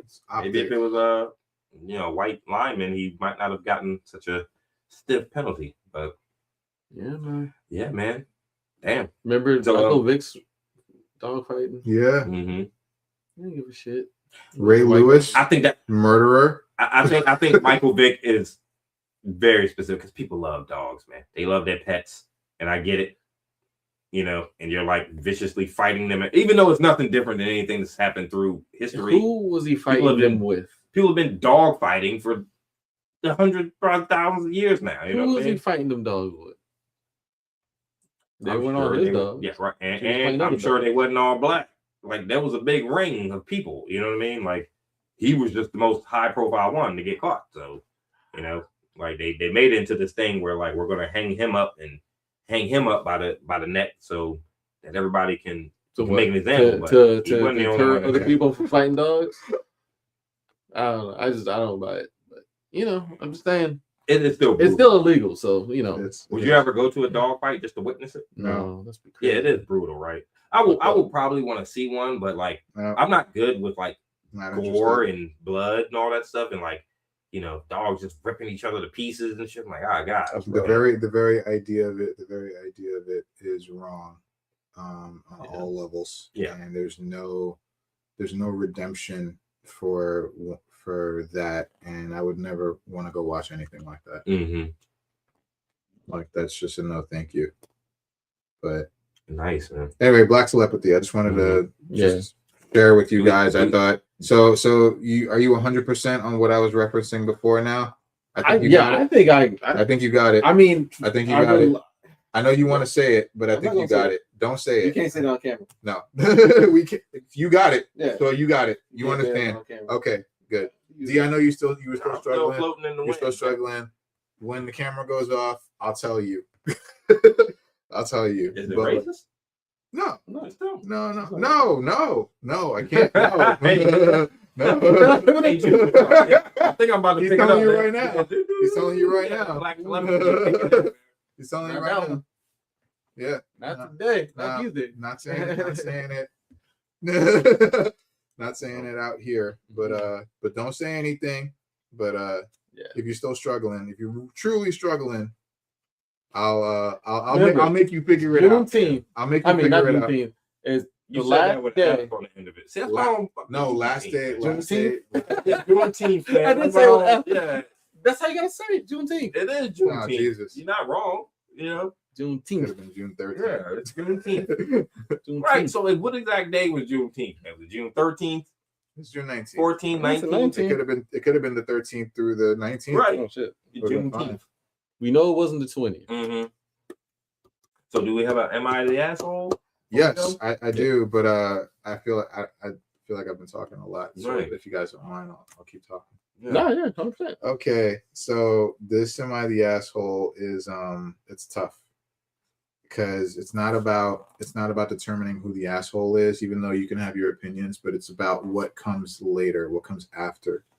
So there's a father of so the story is about a father who is the father of a 25-year-old girl. Now this girl is in a relationship with this dude, and they are about to get married. The problem is that the father doesn't know if he wants to tell the fiance, not his daughter, the fiance, about his daughter's darkest secret. Yeah. And the secret is that she is a sociopath, diagnosed sociopath. Shit, that's She a pretty big has secret. ASPD, antisocial personality disorder. She was diagnosed with antisocial personality disorder when she was 18. Now, going back a little bit, the father knew something was wrong when she was little because of her lack of emotion. She was killing animals. Oh shit! And that she That's a had, huge and that red there was apparently a severe incident with her sister, a severe abusive incident with her sister. I think it's her older sister, back when they were kids. So after that particular incident, they took the daughter to therapy for a while. Daughter seemed to kind of like work through it, but he also noticed that his daughter was not showing empathy, not showing love. Because I don't know if you know this, but sociopaths are incapable of feeling the emotion of love or guilt or anything that would require them to feel for another person on any level. Like it's just not there. So, so his daughter grows older. She was diagnosed with ASPD at 18. She then apparently she starts to like learn how to manage it, right? Like she starts to learn how to put masks on and to emulate what it is like to be a non-sociopath to everyone, including her boyfriend, who is now her fiance. They were only together for a year and a half, apparently, before he asked her to marry him. She said yes. The father strongly suspects that she doesn't love him because she's incapable of feeling that, not even to her own family, not even to like him or her sister or anything. So the father is at a crossroads because the daughter even would mention to him, like, I don't, like even though I'm working through this, because again, she's aware of her. She's a highly functioning. Oh yeah, sociopaths are aware. She's totally aware. She's totally aware that she's a highly functioning sociopath where she can again emulate, put on that mask, make it seem like that she's a regular member of society. Whereas the thing about sociopaths as well is that they also go through what we call proto emotions, which are the most basic level of emotion that you can have. So anger is usually at the top of the line of this. So it's like lizard brain, right? When you experience the emotion, it is like manic. It is like everything. And then just as quickly as it's there, it's gone. But the thing about that is the thing that triggers the anger, the sociopath never forgets it and will get revenge, and will get the revenge at any cost. Hence the dilemma. The father is at a crossroads where he says, would I be the asshole if I told my future would-be son-in-law that my daughter, his soon-to-be wife, is a sociopath, and that he is effectively in danger, in some time, maybe a year, 2 years, so on? Or do I not say anything, hope for the best, and let him either figure it out or let her tell him, which he probably won't. No. But let her tell him. So that's the story, but we need to talk about what comes after. But before we talk about what comes after, what do y'all think? Tell him. You gotta tell him. You gotta tell him. Why? Because he's in danger. Because when he wakes up and she's standing over top of him breathing, you know what I mean? Like with a butter knife in her hand, you know what I mean? Like just while he's sleeping, like because he accidentally tripped her. Well, you guys also have to consider she's been with him for a year and a half. He's been able to not notice. He's in love with her. She's probably not in love with him. She's probably not in love with him. The dad thought he would notice by now. They really engaged. I gotta tell him, man. He ain't noticed. She's good. Well, but it's like, why? Why do you have to tell him? It's like one of those things where he's in danger. Maybe she will tell him on his own. I maybe hope so, but maybe she'll tell him on his own, or maybe he'll figure it out somehow. Because let's say once they get married, they're alone. They're now their own family unit, and now the stuff starts to come out, right? Like her sociopathic tendencies start to come out, and then he realizes that he's in danger. If they have a kid, now let's talk about that. And also, if I saw her strapping M80 fireworks to squirrels and whatnot, when she was 7, I'm like, hey man, I didn't see that. So yeah, man. But so think about this. Now with ASPD, it's in something called the cluster B form of mental illness. Now ASPD is probably like one of the most difficult, if not the most difficult mental illness to treat, because again, Once a sociopath, that's it. There's no going back from that, right? Now you're Right. born with it, Like, right? how do you Right. are you You cured could one be day? born. You could be born with it. Yeah. So if they have children, there's a high chance that it will be passed on to the child. And now think about this: if the dad tells him, or if the dad doesn't tell him, they have children, and then he figures it out, and then he finds out that the father knew the whole time, then he effectively will still be He was complicit angry in the at the birthing of dad. another Yes, not only sociopathic murderer. in making another another sociopath, Yeah. and at the same time putting him in danger, and not saying anything. It's tough. I love my children, love my son. You know, I give my son shit for being like this emo. You know, these kids nowadays, man. Yeah, I guess, you know, everything is like, wishy-washy. you know, yeah, just wishy-washy, but thank God it's not sociopathic, unfeeling, Well, So sympathy. my whole thing is like, I don't think it matters if like he's mad at you or she's mad at you.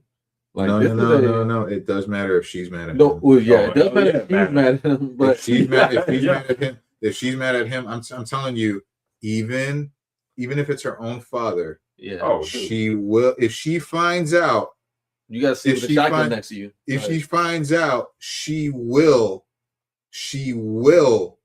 and it will be when he least expects it. mhm. It could be years. She will wait until he's on his deathbed, most likely, and then kill him right there. I'm serious. Like, this is not this. She will get her revenge. She will never forget it. Yeah, but that's the thing. Like, that's your kid. Like, you have a responsibility to the world. Like, you have a responsibility because you know Mm-hmm. that you got to run that risk. Like, because Totally. I mean, it's unfortunate, but like, if it was my daughter or my son, like, the person should at least be aware and know exactly what that means. Like, and my one question is, Mhm. what's the HIPAA situation like with this? Like, you would be worried about your Like, is this a legal thing? Because she might just sue him into oblivion. No, I think HIPAA. I think HIPAA. I don't think it's a only HIPAA applied violation. to the doctor. I don't think it's a HIPAA Yeah, violation. Yeah, it's legal only or if the doctor medical. reveals the information, but it's only if the doctor feels like that the patient will be a danger to anyone, which they potentially could be. But the same doctor could be the one working her through, because again, she's very highly functioning. She's very charismatic. She's very Like Trump. like she's easy. Like, it's easy for her to like get guys to talk to her, and like there's a lot, like it's very easy for her to acclimate herself to normal society. But at the end of the day, she feels nothing I'm with you. for anyone else. You have a societal responsibility to reveal that information, because But you don't know they're who. bringing in other children. Like, one, Yeah. that new child is in danger. Two, they have multiple kids. They're in danger. Like, the and new it's child all is in- in danger for two reasons. But go ahead. yeah, both the mother, like negligence, is Not going to be a being fit. problem. She's going to be unfit An to raise a unfit child. parent, yeah. Yep. And also, like, the child, if they develop it, and you have a whole nother situation of this child, say they have siblings, so other kids, it's another thing. It's just more opportunity of danger. Higher Like, chance for ASPD. yeah. And also it's from a the problem, standpoint man. of, like, if she's able to hide Isn't like those tendencies in public to function, as a normal member of society, she can laugh on a date, she can go to the movies, and that she has these sociopathic tendencies. Like, Sociopaths that's usually, scarier than you just being a straight up sociopath. And I can tell that there's something off about you. Like, if you're good at hiding it, and there's no telling who you're going to hurt, not only the kid or the husband, but all he you has to could do murder- is cross her in an Yep. inconvenient way, and right. it could be and like that's gotta- that's a matter of time. yeah, Being it's a matter of married. time. Yeah, Right? It's a being matter married, of time. yes, being It is a married, matter of piss time. somebody off. That's a tough situation. With children, that time is shortened considerably Yes, because of the natural stressor of having children. I think it should be, honestly, I don't want to bring politics in this, but like, it should be kind of an obligation that, like, if you have that, you should be kind of required reporting it. Yeah, it should be. Yeah, It's like being put on a Sexual pedophile offenders, list, right? Yeah, I gotta know this because mainly because of the danger of it. Like, yeah, it's not really fair, you know. And you want this person to have like as good a life as they can, but like this is not like it's not like autism or like any. It's not like. Mm-hmm. It's like being born with knife hands. You know what I'm saying? It's like Edward Scissorhands.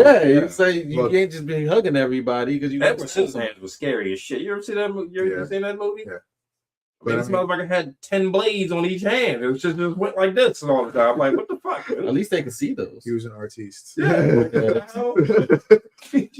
But like getting back real quick, so I agree with you, but put yourself in the father's shoes, which you most likely are. You will have to live the rest of your life afraid that if she finds out that your ass. Oh shit. If she finds out. If she finds out, that's a big if. It's a big if. But if she finds out, that's your ass. I was gonna say in this whole scenario outside the husband, I feel the most for the father because that is a tough situation. He loves his daughter, presumably. We're presuming that he loves his child, and he's torn between revealing this information and wanting her to live a happy life. Right, which he can still do, like, you know, with the masking. But I shudder to think what happens behind closed doors over a short period of time. Being married, teddy bears and shit, by herself in a room. Here's a point. Like, so it's a betrayal if he hides it from her and tells her, and she finds out. Mm-hmm. Is it clear that she's like she doesn't want to tell this person? Yes, it's clear she doesn't want him to know. Because of her being how she is, she will never tell him. I can't trust that. She hasn't told him. She hasn't told him in the year and a half that they were together. Oh, hell no. She didn't tell him when he proposed. She's most likely not going to tell him through the wedding. And there's no point. There's no the point of no return. But had she expressed to the father that she does not want him to know that she has not necessarily ASPD, antisocial personality disorder, ASPD, but not necessarily that she doesn't want him to know. Mm-hmm. But she has expressed to the father that she doesn't love him in the traditional way. No, that she's not capable of loving anyone or anything because of how she is. If I'm the father and we're at dinner and I'm with your husband, ha ha ha, and I would slide him a napkin, that shit would just say, "What?" I'm like, dude, run. I'm telling you, you gotta get away, bro. You're gonna die. But again, it could be just that easy. It could be just that easy. The fiance could just be like, let's say he told her or told him. Let's say he told him. The fiance could just easily be like, look, you're talking to her, saying like, look, I can't be with you anymore. And you know, we've always been honest in our relationship, so I want to be honest with you now. It was this nigga that told me that you are a diagnosed sociopath, and I can't be with someone who is incapable of feeling love for me and all the blah blah blah. Mm-hmm. She's not going to hear him. No. After he reveals the most important piece of information is that her father was the one that betrayed her, and that she will be the one that ends him. Now I'm scared for the dad. So right? The question, that's the thing. That's the scary part. Maybe just me being optimistic. It's the if, right? It's the if. Daenerys Targaryen shit, man. She's gonna flip. Maybe it's just me being hyper optimistic, but I'm like, if I could talk to her and let her know, that you gotta like. You're not dealing with a normal person. Holding a knife while you're talking to her. You're not dealing with a reasonable person here. Right. Is she holding any kind of a weapon while you're talking? You have to think of a sociopath as closely tied to a narcissist, except that the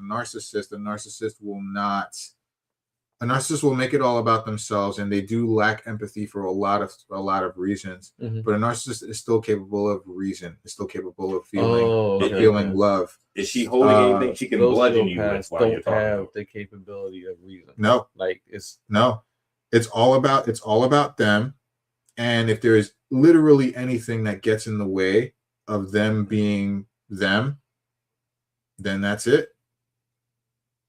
Remember, she's killed animals.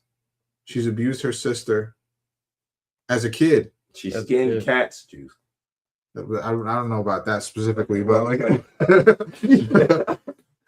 Like a button the skin off a squirrel. so if you were to try to reason with her, all she would hear is your betrayal. And then she would she made the default to that proto emotion. She made the default to that proto emotion briefly, and then she'd be like, okay, it's fine. Don't worry about it. I understand you were looking out for me. That there was no emotion behind those words. Run. There's no emotion behind those words. It is And all. And she's determined that this guy is what she wants. So she doesn't. That's the thing. Like, if it's about her and like if it's all about her, there's a possibility of maybe able to convince her that there's a this possibility is not in your best interest. You can don't want convince her. Yeah, I can I thought convince she was her. a sociopath. Well, I can give because she wants what she wants for whatever reason.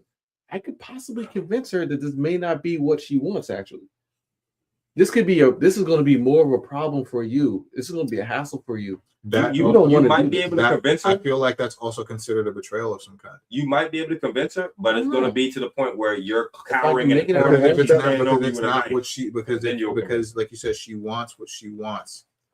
She wants what she wants for whatever reason. She said yes to this man, and she intends to follow through with that.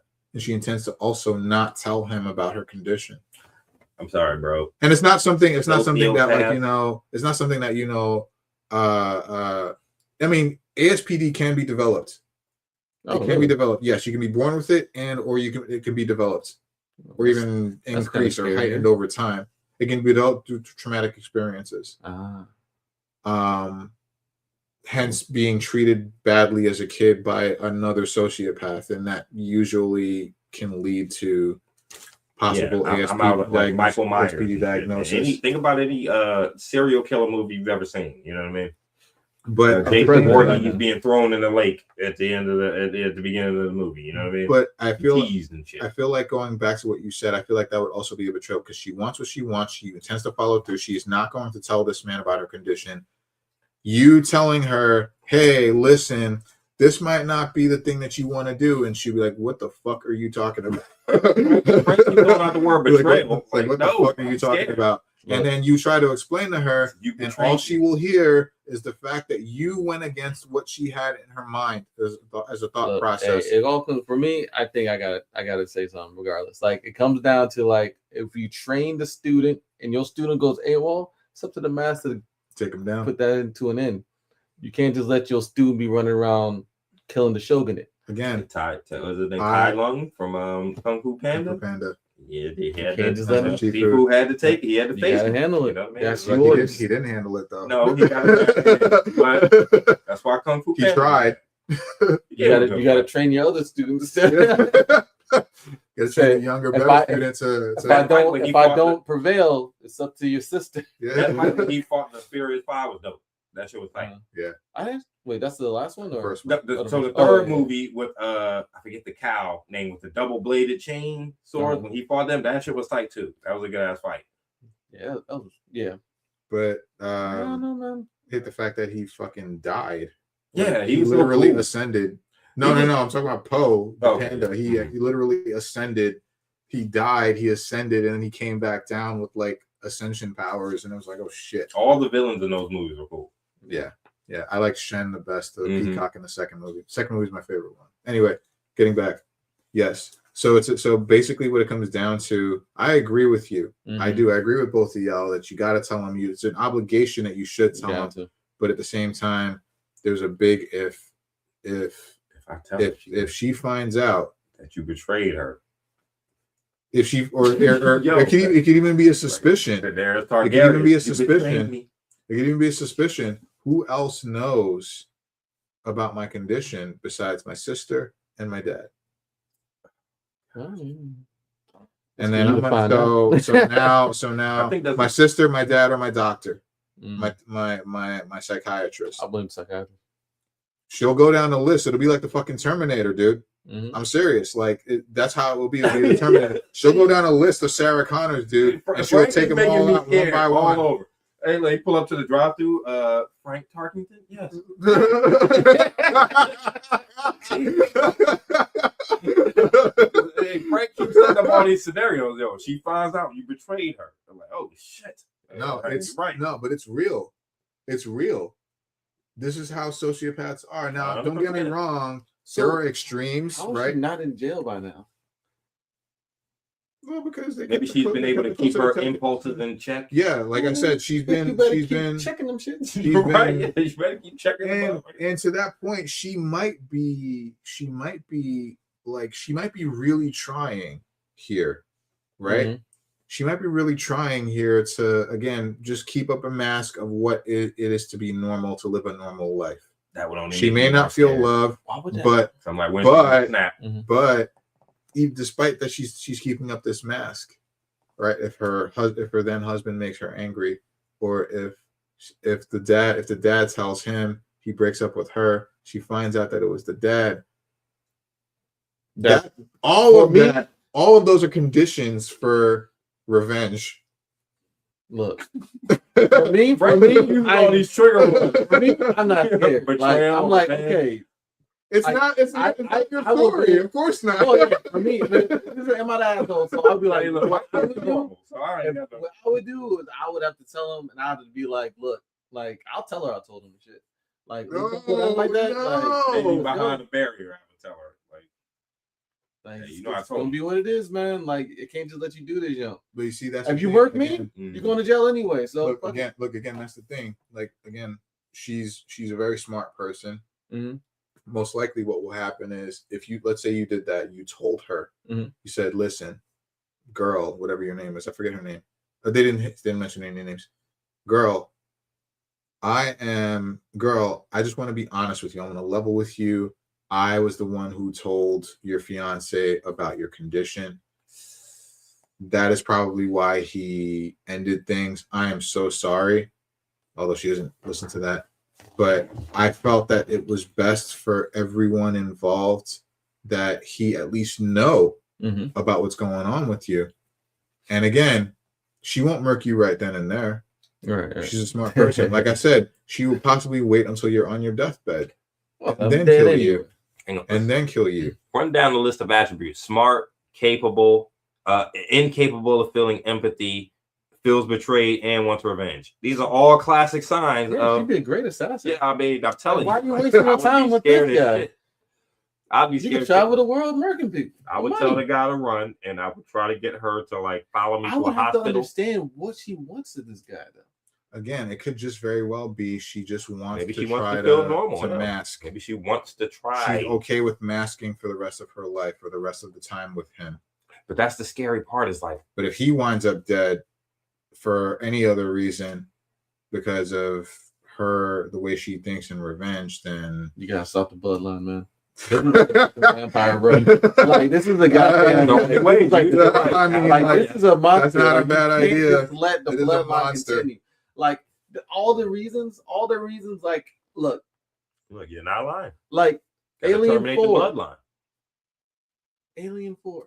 oh yeah. You gotta, you can't gotta let this stop the go on. bloodline. You gotta stop the bloodline, man. Don't keep going. Like, Yeah. we created a monster, and I'm sorry for that. It wasn't my intention. Yeah. You But gotta stop the now bloodline. here we are. Mm-hmm. You know what I'm saying? Like, I can't let this guy go. I can't let y'all have more kids. Like, Right. That's I true. can't and let you but, have but, more children. but about it. if he decides to stay, then okay, right? Hey, bro, I told you. So That's on you, you, man. It's off of me now. But you can't ever tell her that I'm this going to tell her conversation straight will up and happen. down. Don't do I it. got to. Don't she's do going to it. kill You you. know what's She funny? is This going to reminds kill me- you. That if I kill her first. You would be No, doing no, that, you know what? Nah, that's a crazy thing, dude. That's Yeah, that is wild. that's scary. It's tough. I love my son. Like I said, thank God he has no sociopathic tendencies. I mean, Jesus. Same. All I'm so lucky. all the issues that Like- kids could have and families have, and we all got problems. Just Thank God he's not a sociopath. He's not a sociopath. Your Jesus. father? I mean, The father? Mm. Oh, Right. good question. right. Good What's up question. with the He's dad? not. He's not. Okay. Okay, He's so not where's the good again. mom in all this? I don't know. They didn't mention her. In jail? They didn't Dead. mention her at all. Yeah. Shit. Who In prison. knows? She died in childbirth. Who knows?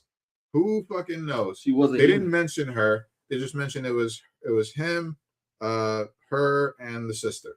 Yeah, he's in prison. And after he mentioned the abuse, Him, mentioned her, and the the sister is sister, a crazy. Right. I mean, divorce is a thing. and that would lead to Her trying to kill him and her Revenge. having to go to jail. it would have to lead to revenge. It would lead But to again, betrayal and It would revenge. be smart. It would be planned, and it probably would not be for years. It would be something that she would do at the best and worst time possible. Well, maybe she reasons that murder is not the way. Maybe it's just So that word again. She's incapable. There's that word reason again, uh, like she has any. so it's just got to be murder. Even more reason you have to tell him. Yes, She's dude. incapable of It's just being got to be capable. murder. Yes, dude. I'm serious. I don't. We have no choice here, dude. All right. Kill or be killed. The Yeah. bloodline. Your own daughter. Well, no, like she can't just be. Look, you can't do that. You can't go with this guy. Look, if he chooses, then that's on him. But he can't not know. There's no chance here. I There's agree. no- I agree. I There's agree. one way to this. It's I got to agree. go. But again, the onus is going to be turned right back to you if she finds out. Because I have a funny feeling that so there were no updates, right? Like that's the contained story. This happened a long time ago, and I am afraid. We never I'm heard from him afraid again. we never heard from him The again, husband's dude. dead. This happened a And the long daughter's time at large. ago, so I don't know what's going In on. Florida. The daughter hasn't Like, been got seen mixed in since with Like, I all might the go other into a stories. Google rabbit hole to see like where is this man still alive? Like, Right. is anyone still alive? Like, is He she? did the right thing, and it Yeah. was the last thing he ever The did. daughter was last seen walking into a swamp. You know what I mean? Yeah, She man. hasn't been seen since. Carrying a large duffel bag. That's the thing. And that's the thing I think that scares me, because I feel like at the end of the day, the follow through was what we're all thinking, that he did somehow reveal the information to a party, and she found out that he did, and the fact that he has not No, said anything else, That Reddit was I don't silent. know if he's alive. I'm very afraid, but I need to know. I need to find Yeah, out, and I'm he's dead. going to try to find out. He's dead. Oh my God! I hope not. He's in an unmarked grave. I hope not, because that's terrible. He's in the Florida swamps, man, with the gators. It's tough though, because it's like you're right. You are correct. You're correct. Where it's like you have a moral obligation to save this The other fiancé man's is life, too. because this other man is going to wind up dead Yeah. and God forbid if they have children. And the fact that she can hide those tendencies from him long enough for him to fall in love with her. And marry her, and You know what I mean? want to marry her. It's And scary you know, in and itself. it's sinister. It's because sinister, of that. right. It's sinister. Like it's sinister. It's sinister. I Her can't allow keeping this to it happen. secret is sinister. Like, you know, she's aware. She's in therapy. She's aware enough. She has a current therapist. I don't know if she's alive. I don't know if the therapist is alive, dude. Well, I feel like I have no idea. If she's got a current therapist, and At the point of the story, yes, she did. At the point of the story, she absolutely did have a therapist. The bloodline must be if stopped. she's keeping, I'm telling the therapist, I'm like, look, The if I go therapist can't say anything.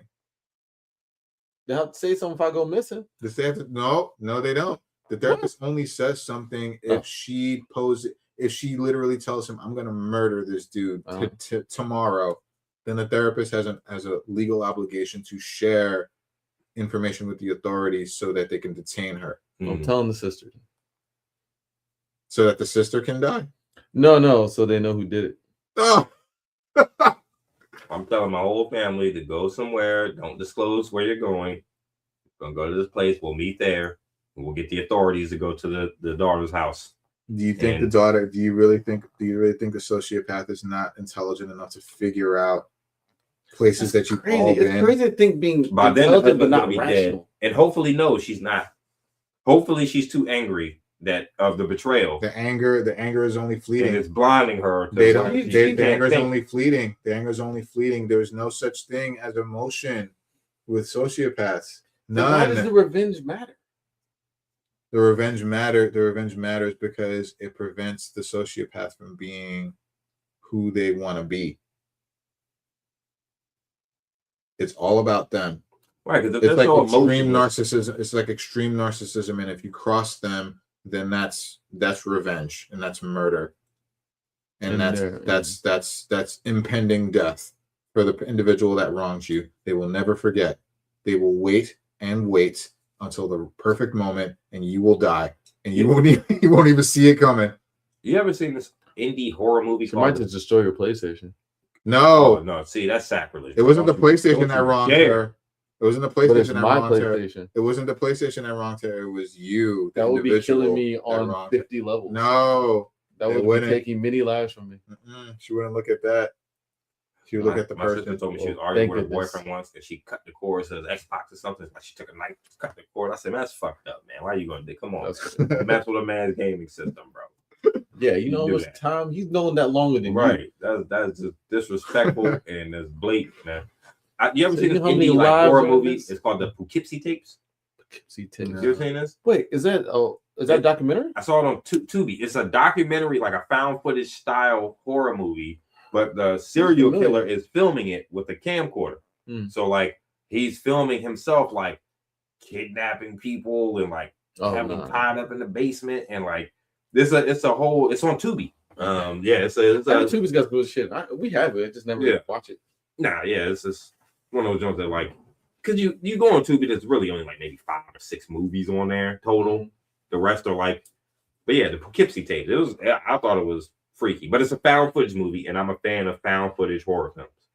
So, to me, the horror element goes up in a found footage. You know, because it could potentially be real. Mm-hmm. Yeah, man, I gotta roll the bones, man. I get it, man. I gotta roll them I get bones. it. It's What about tough you? for me. It's tough. Yeah. It's tough. Tough, yeah. It's tough. I'm on the side of you should say something, but like I'm just hoping beyond hope that she does not find out. But then the odds of her finding out grow or increase with just because you told the guy you saved his life, but can you save yours? Frank, stop. Then he breaks up her anyway. Oh, then that's his ass. He's dead. Then And that's Frank's his a ass. movie fan, man. You know how to That's really. his ass. And then your life is saved. Your life is fine. Frank knows how to up the Because you'll intrigue. never tell her unless you want to go through with your plan and tell her anyway. No, you can't. That's not fair. It's not fair to who? You should be allowed to break up with somebody without dying. No, man, we can't sorry. let this go. I'm sorry, Frank man. You knows how to can't increase date. the You intrigue. can't date It's not- nobody, and I will stop her on any means necessary. You cannot date people. Right. That Frank was you like, have. you saved his life, but can you you save got- yours? Yours. You got a life. If that's your kid, you got a lifelong obligation to keep this kid like under lock and key. Not like in prison, but like you can't let them like. That could make her ASPD Think about like worse. Dexter, right? This is essentially Dexter. Well, that Dexter was Dexter was capable of feeling love, yeah, and he had emotions, but his dad knew and Dexter. he did it. was, He did it for the right reasons. Dexter had cravings Dexter, to kill people. Dexter was he was different. So But he was able his to dad be channeled reasonable. it. His dad told him yes, exactly. His dad was able to have him channel it to kill bad people. So essentially, Yeah, the daughter this showed guy some has of a those. xenomorph for a daughter. You can't let that shit run around. The daughter has ASPD. Doing that could make it worse. Could aggravate it. You Because can't let her date. then she really wouldn't know what to do or how to socialize or attempt to in this case. So I feel I like the would break that dad, shit every time I met her boyfriend or whatever. I'd be like, yeah, oh yeah, she was so bad. which okay. Yeah, just every time. I mean, like again, she's also the asshole because she Right. could tell him, right? But she just chooses not to. Yeah, like she's definitely the asshole because she's also like man, I hate like how dehumanizing I'm making this person. Like, Yeah, it's. I mean, it's- it could be to an extreme, but like the idea that like honestly, person's like unable to reason is like well, that's sociopath to a T. Yes, it doesn't the father exist. is the asshole. He does not divulge. This They may be information smart. to They may be the smart fiance. and cunning, and they may act like they're reasonable, but they're not. they're not. So in At a way, all. like she doesn't have. Same a with choice. psychopaths. She's not like a. She's not a rational actor, and she can't be the asshole. That's like saying is the snake the asshole. It's like Well, not really. Well, The snake is doing what snakes do. she by default is the asshole, even though because she doesn't have the tendency or doesn't want to tell the person because she physically can't and doesn't want to. Mhm. It's still something that she should. Yes, it's still something that she should share with her partner, right? Like just because. But there's no right thing to do with this person. Like there is no right No. thing. So it's like No, I get it. I get that. I don't know. I don't think it's tough. That's why it's so tough. I don't think that person can be like they are the asshole, yes, Yeah, but they can't hold blame. you can't hold that against them. Yeah, in a so way. it's like them being the asshole doesn't like matter because they will do the same thing every time Yep. if it serves their purpose. Yep. So it's like a snake eating a rabbit. It's like that's a fucked up thing to do, but this is what snakes do.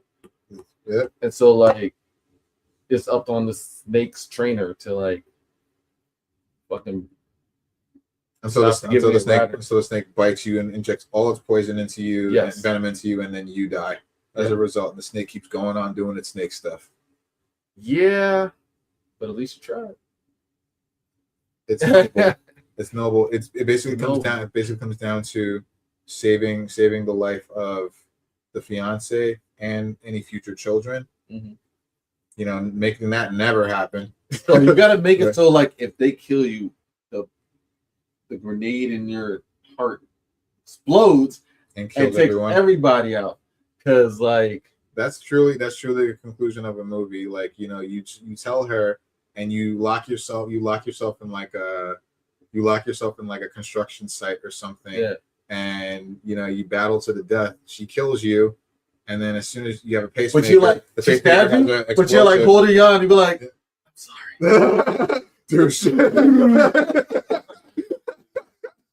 Yeah, man, it's like there's nothing left. This is it. I can't let you go on. But no, Like, if I die, that's I'm dramatic. taking you with me. Yeah, man. That's a fucked up situation. Yeah, it's tough, man. It's rough, which is why I got to find out what happens next. Because I went Yeah, through, dude, you there gotta were let us like something like 4,500 comments, and I was just like, I'm trying to find an Where's the update. father? I'm like, where is he? Like, not one of them was the original post, not one. And I'm like, God damn it, what's going on? Where is he? You did the right thing. Where is everyone? He'll be remembered. You know, I'm sitting there constantly in awe. Damn, dude. of- He's like, he's dead. Man. It's very possible. I'm sitting He's here one with the constantly force in, now. in awe of my man Frank's man cave here. And Frank has the big original Batman Michael Keaton poster over here. Yeah, man. I saw a video of how that First started the movie I whole ever saw. merchandise.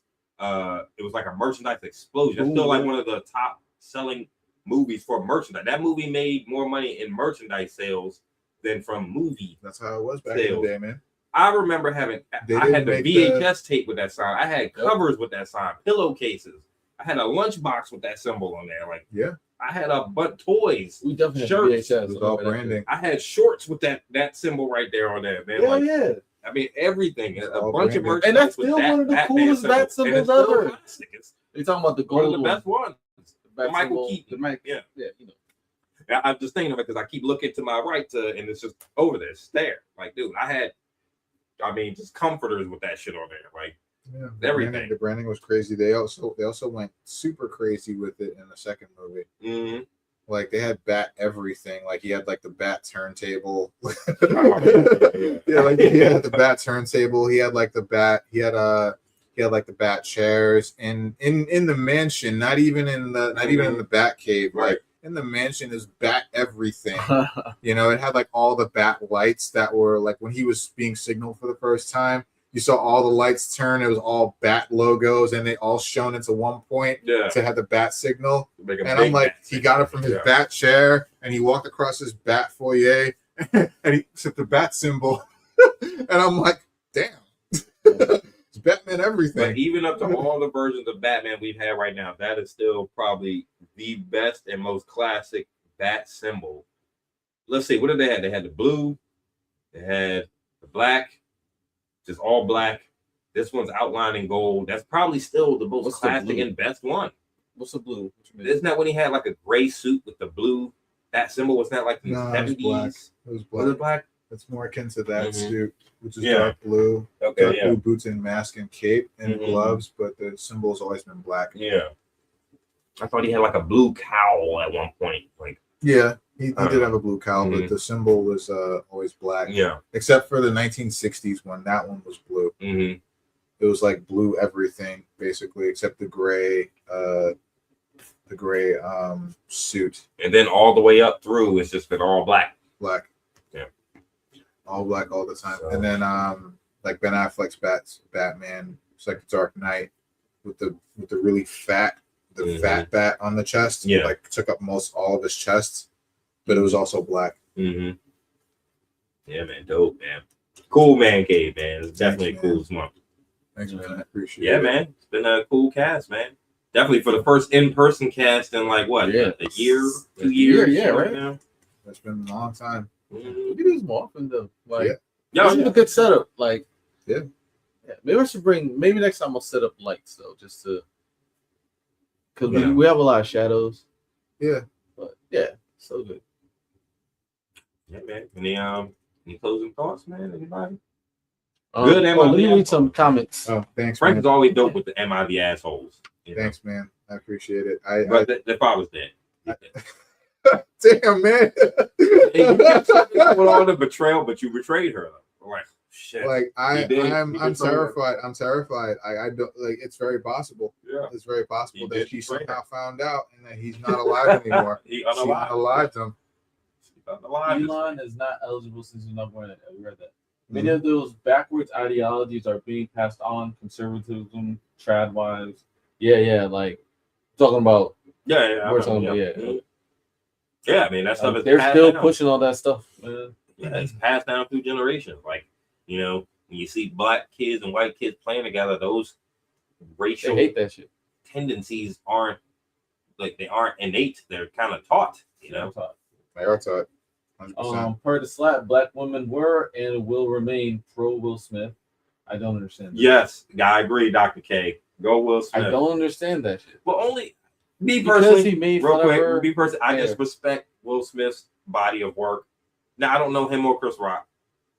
All I can do is judge by what I see on TV, magazines, social media, whatever. Sorry. Okay. I respect Will Smith.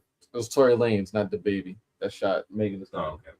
Oh. And Chris Rock made Same that dumbass version. joke about Jada Pinkett. Like that, it kind of started with him. It's like, okay, you made It was a dumb It was a joke. bad joke, but like to get And if he violent, hadn't have said it, it wouldn't have happened. You can't be mad at the reaction, But a lot of that had to do with Jada Pinkett's emasculation of that man. yeah. It's- This I'm was still behind. shocked by This was at first more behind closed doors, and now it's been full blown, like just out there now. Like she emasculated that man, and it's a combination of his frustration with her, but at the same time he felt this weird honor to her, even despite the way she was treating him, and he. Because I saw plenty of men, and I'm not sure how to feel about this. Because like I agree on some level, but I don't condone the violence. But like there was plenty of men who would be like, well, somebody talked about my wife like that, I would have slapped the shit out of him too. And I'm like, But would you do it at the Grammys? the Oscars, right there. Or It the was Oscars? like, Yeah. I'm like, well, And I think that's why Will Smith, I agree. Yeah, of course. You honor your wife, but that way, Yeah. like, what was going on that you had to resort to I that? think that's why Will Smith gets good Simply grades told him, in shut the fuck up. Like what he said before, keep my wife's name out your mouth. That should have been the end of it. Yeah, he should have yelled at I think that's why It would have been just as strong if he had yelled at from. Nah, I don't think so. That slap was just too. Well, maybe not The slap was strong. unnecessary. No, he brought that. Like, he slap had a from career still. the low right through to the top The left. slap, I mean, the slap was unnecessary though. But Yeah, it it was so wasn't Hollywood. necessary. It was unnecessary. Like, it was necessary for the shock and awe of the moment. I think it was powerful enough when he said, "Keep my wife's name out your motherfucking mouth." But see, that was after the slap. And the No, slap that was more like, before. nah. Oh, you're right. It was That after. was after. Fuck. And then the keep my wife's name out your Damn. fucking mouth was like an add on to the. Oh my god, this shit was real. Like, Oh, this shit was- damn.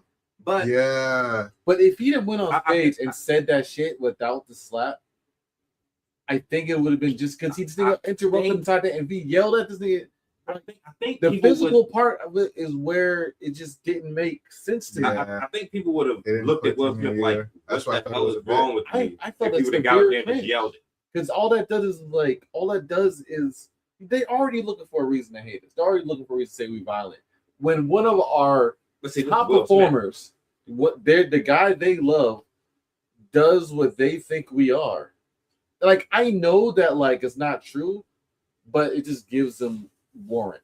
Like, I don't want to give him any more. I fucking think that's fuel. why Will Smith gets good grace in this situation because of the culmination of the slap and the yelling and the stage on which he did that.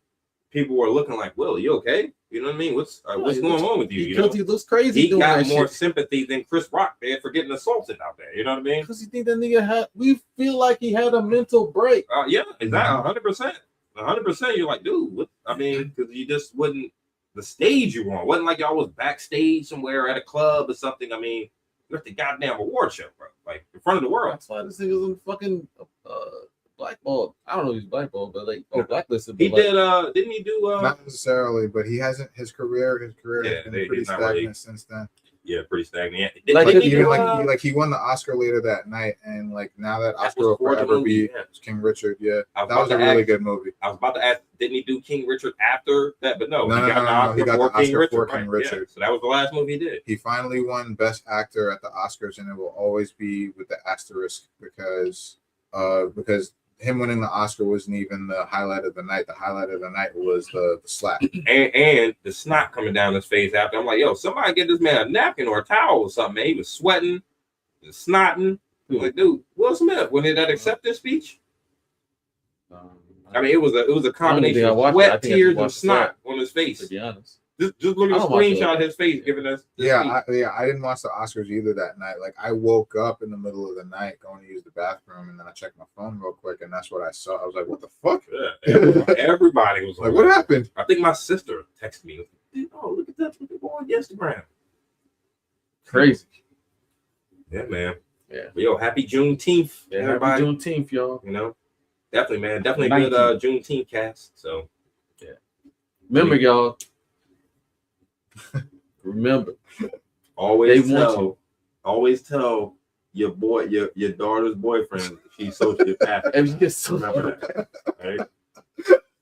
Oh my I don't god! even know why we're questioning it. Yeah, that's Yes, a, you that's a tell tough situation, man. That's tough. you got one It's job, like, man. do you save his life or do you save yours?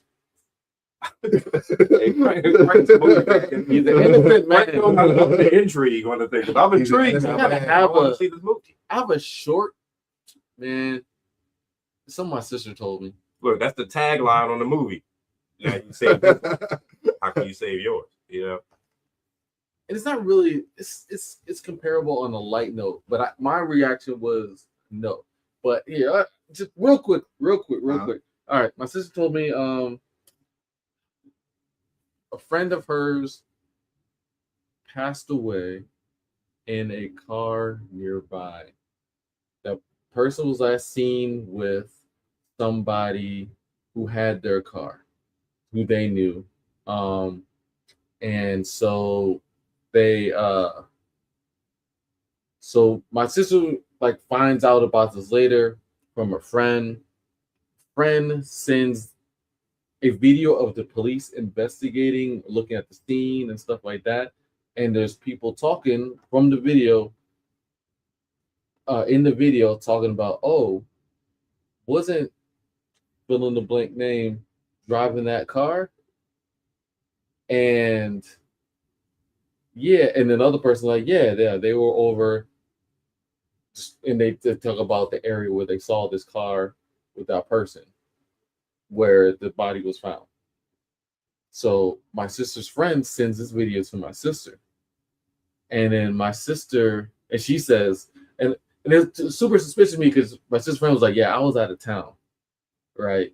That's what she says in the video, or this is what she says when she sends it to my sister. Now my sister and this guy who passed were friends, right? And so the question is like, my sister asked, hey, this might be a lead to figure out who did this, how this is done. Should I should I give this to the police? And spoiler, like I was like, no. No. Like there was an incident recently with my sister and the police, and it was some bullshit, and it was completely unwarranted, and it's one of those situations where completely, like I already didn't have no faith in the cops. Nobody I know really does, but like this was one of those situations where I'll tell you about it later, but it was not fair, and it cost her job. Oh no! And it was unnecessary, and it was complete bullshit. But she got out of that, right? So it was passed. Everything was pushed away. So it was all for nothing. But it just is one of those things where you're just like, we know cops ain't shit. So my sister tells me like, hey, should I send this to the police so maybe they can look into it? And my initial reaction was like, I know it's your friend, but I told her no, because it's not like they're going to make it a top priority. Yeah, they're not going to make it a top priority if they can't figure out. The way they found the car. There should be fucking surveillance everywhere. Like it was in a very public place, in a parking lot, in a busy area. If you can't figure that shit out, then that's not on you. But I was just like, we know how the cops do. They'll try to push you for where you got this from. The person you said send it to you obviously doesn't want to be the one, because they said, one, they're out of town, and two, they didn't fucking get sent it to the police, and they had the original. And I'm just like, and three, if this was like I don't know if it was an OD or if it was a murder, but like whatever the case was, you don't want to be on the fucking police's radar.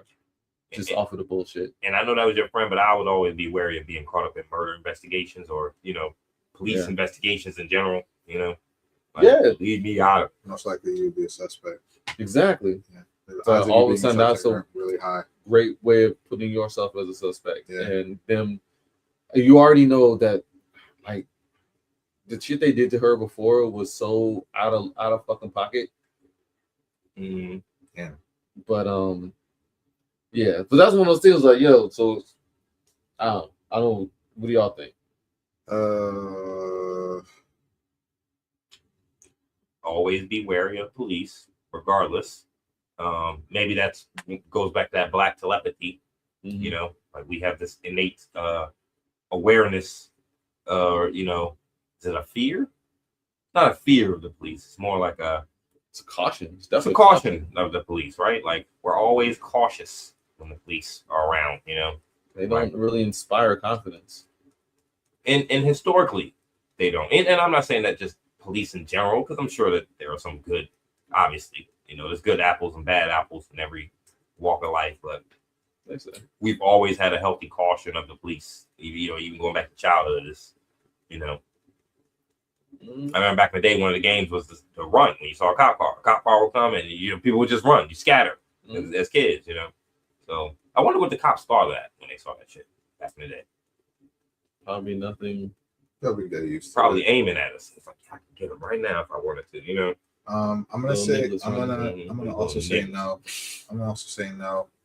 Yeah. I feel like on top of you know, on top of that incident, maybe feeling a certain kind of way. But at the same time, I think the point of no return is passed as far as Usefulness. like, yeah, like the police, like even if like say that she was going to take that to the police, like, what are the odds they're going to do anything with it? You know, like you just said, like it's not going to be a priority for them, so it'll just be, you know, it'll be an exercise of utility, a fool's quest. So, it's unfortunate, but yeah, I probably the right thing to do would probably be to take it to them. Mm-hmm. But who knows? Who's to say what's going to happen after that? We innately have it could be a cold healthy case. We innately have a healthy caution of police, but bad experiences with the police will also heighten that caution. So, you know, if she's going to do it, if she's going to give it to them, be cautious, and have good intentions when you go in there. You know what I mean? Copies. Yeah, I told her, I was like, is there a way that this going to be like Tracks. a link from something to Yeah. instead of you handing them your phone with the physical video sent to you? Like I was just like, you know what? After all that, we talked it through. I was like, it ain't worth it, man. Like, you don't want to be anywhere. Yeah, I think it's for the best. It sucks. Like, but it's for the best. I told her, I was like, yo, if I had like more confidence that they would like, one, protect your identity, two, like they'll throw you under the bus saying, oh, this person said they saw you. You know, and it's just like, and then she's the one with everybody looking at her. You know, and just like, nah, it ain't worth it. It ain't worth it. It's not worth it at all. So, yeah, that was it. Okay, that's great. Wait, is that a smart ring? No, it's just a regular ring. Oh, when a smart ring's worth it.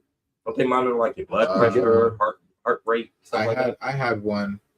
It was pretty cool, but it's like the same. It's no different than a smart watch, right? Like you still have to use your phone to track everything, and right. It's just a nice, cool accessory that does the exact same thing, if not less, than your smartwatch does. So yeah, it just sits on your finger. You know, so I can't watch no videos on Disney. I can't even see it. They're like, I can't play no music on this shit.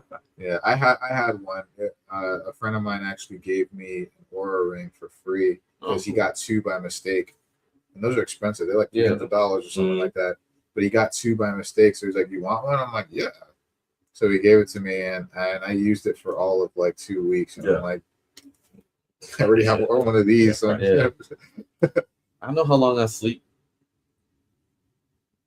Yeah, man. Yeah, well, all right, six. Yeah. All right, guys. Closing thoughts. Happy Juneteenth. Happy Juneteenth. Happy Juneteenth. Black people, you're more powerful than they want you to think you are. 1000%, man. And also, if you got a sociopathic daughter, keep away from people. Right.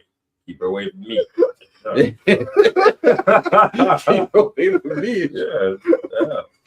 Yeah.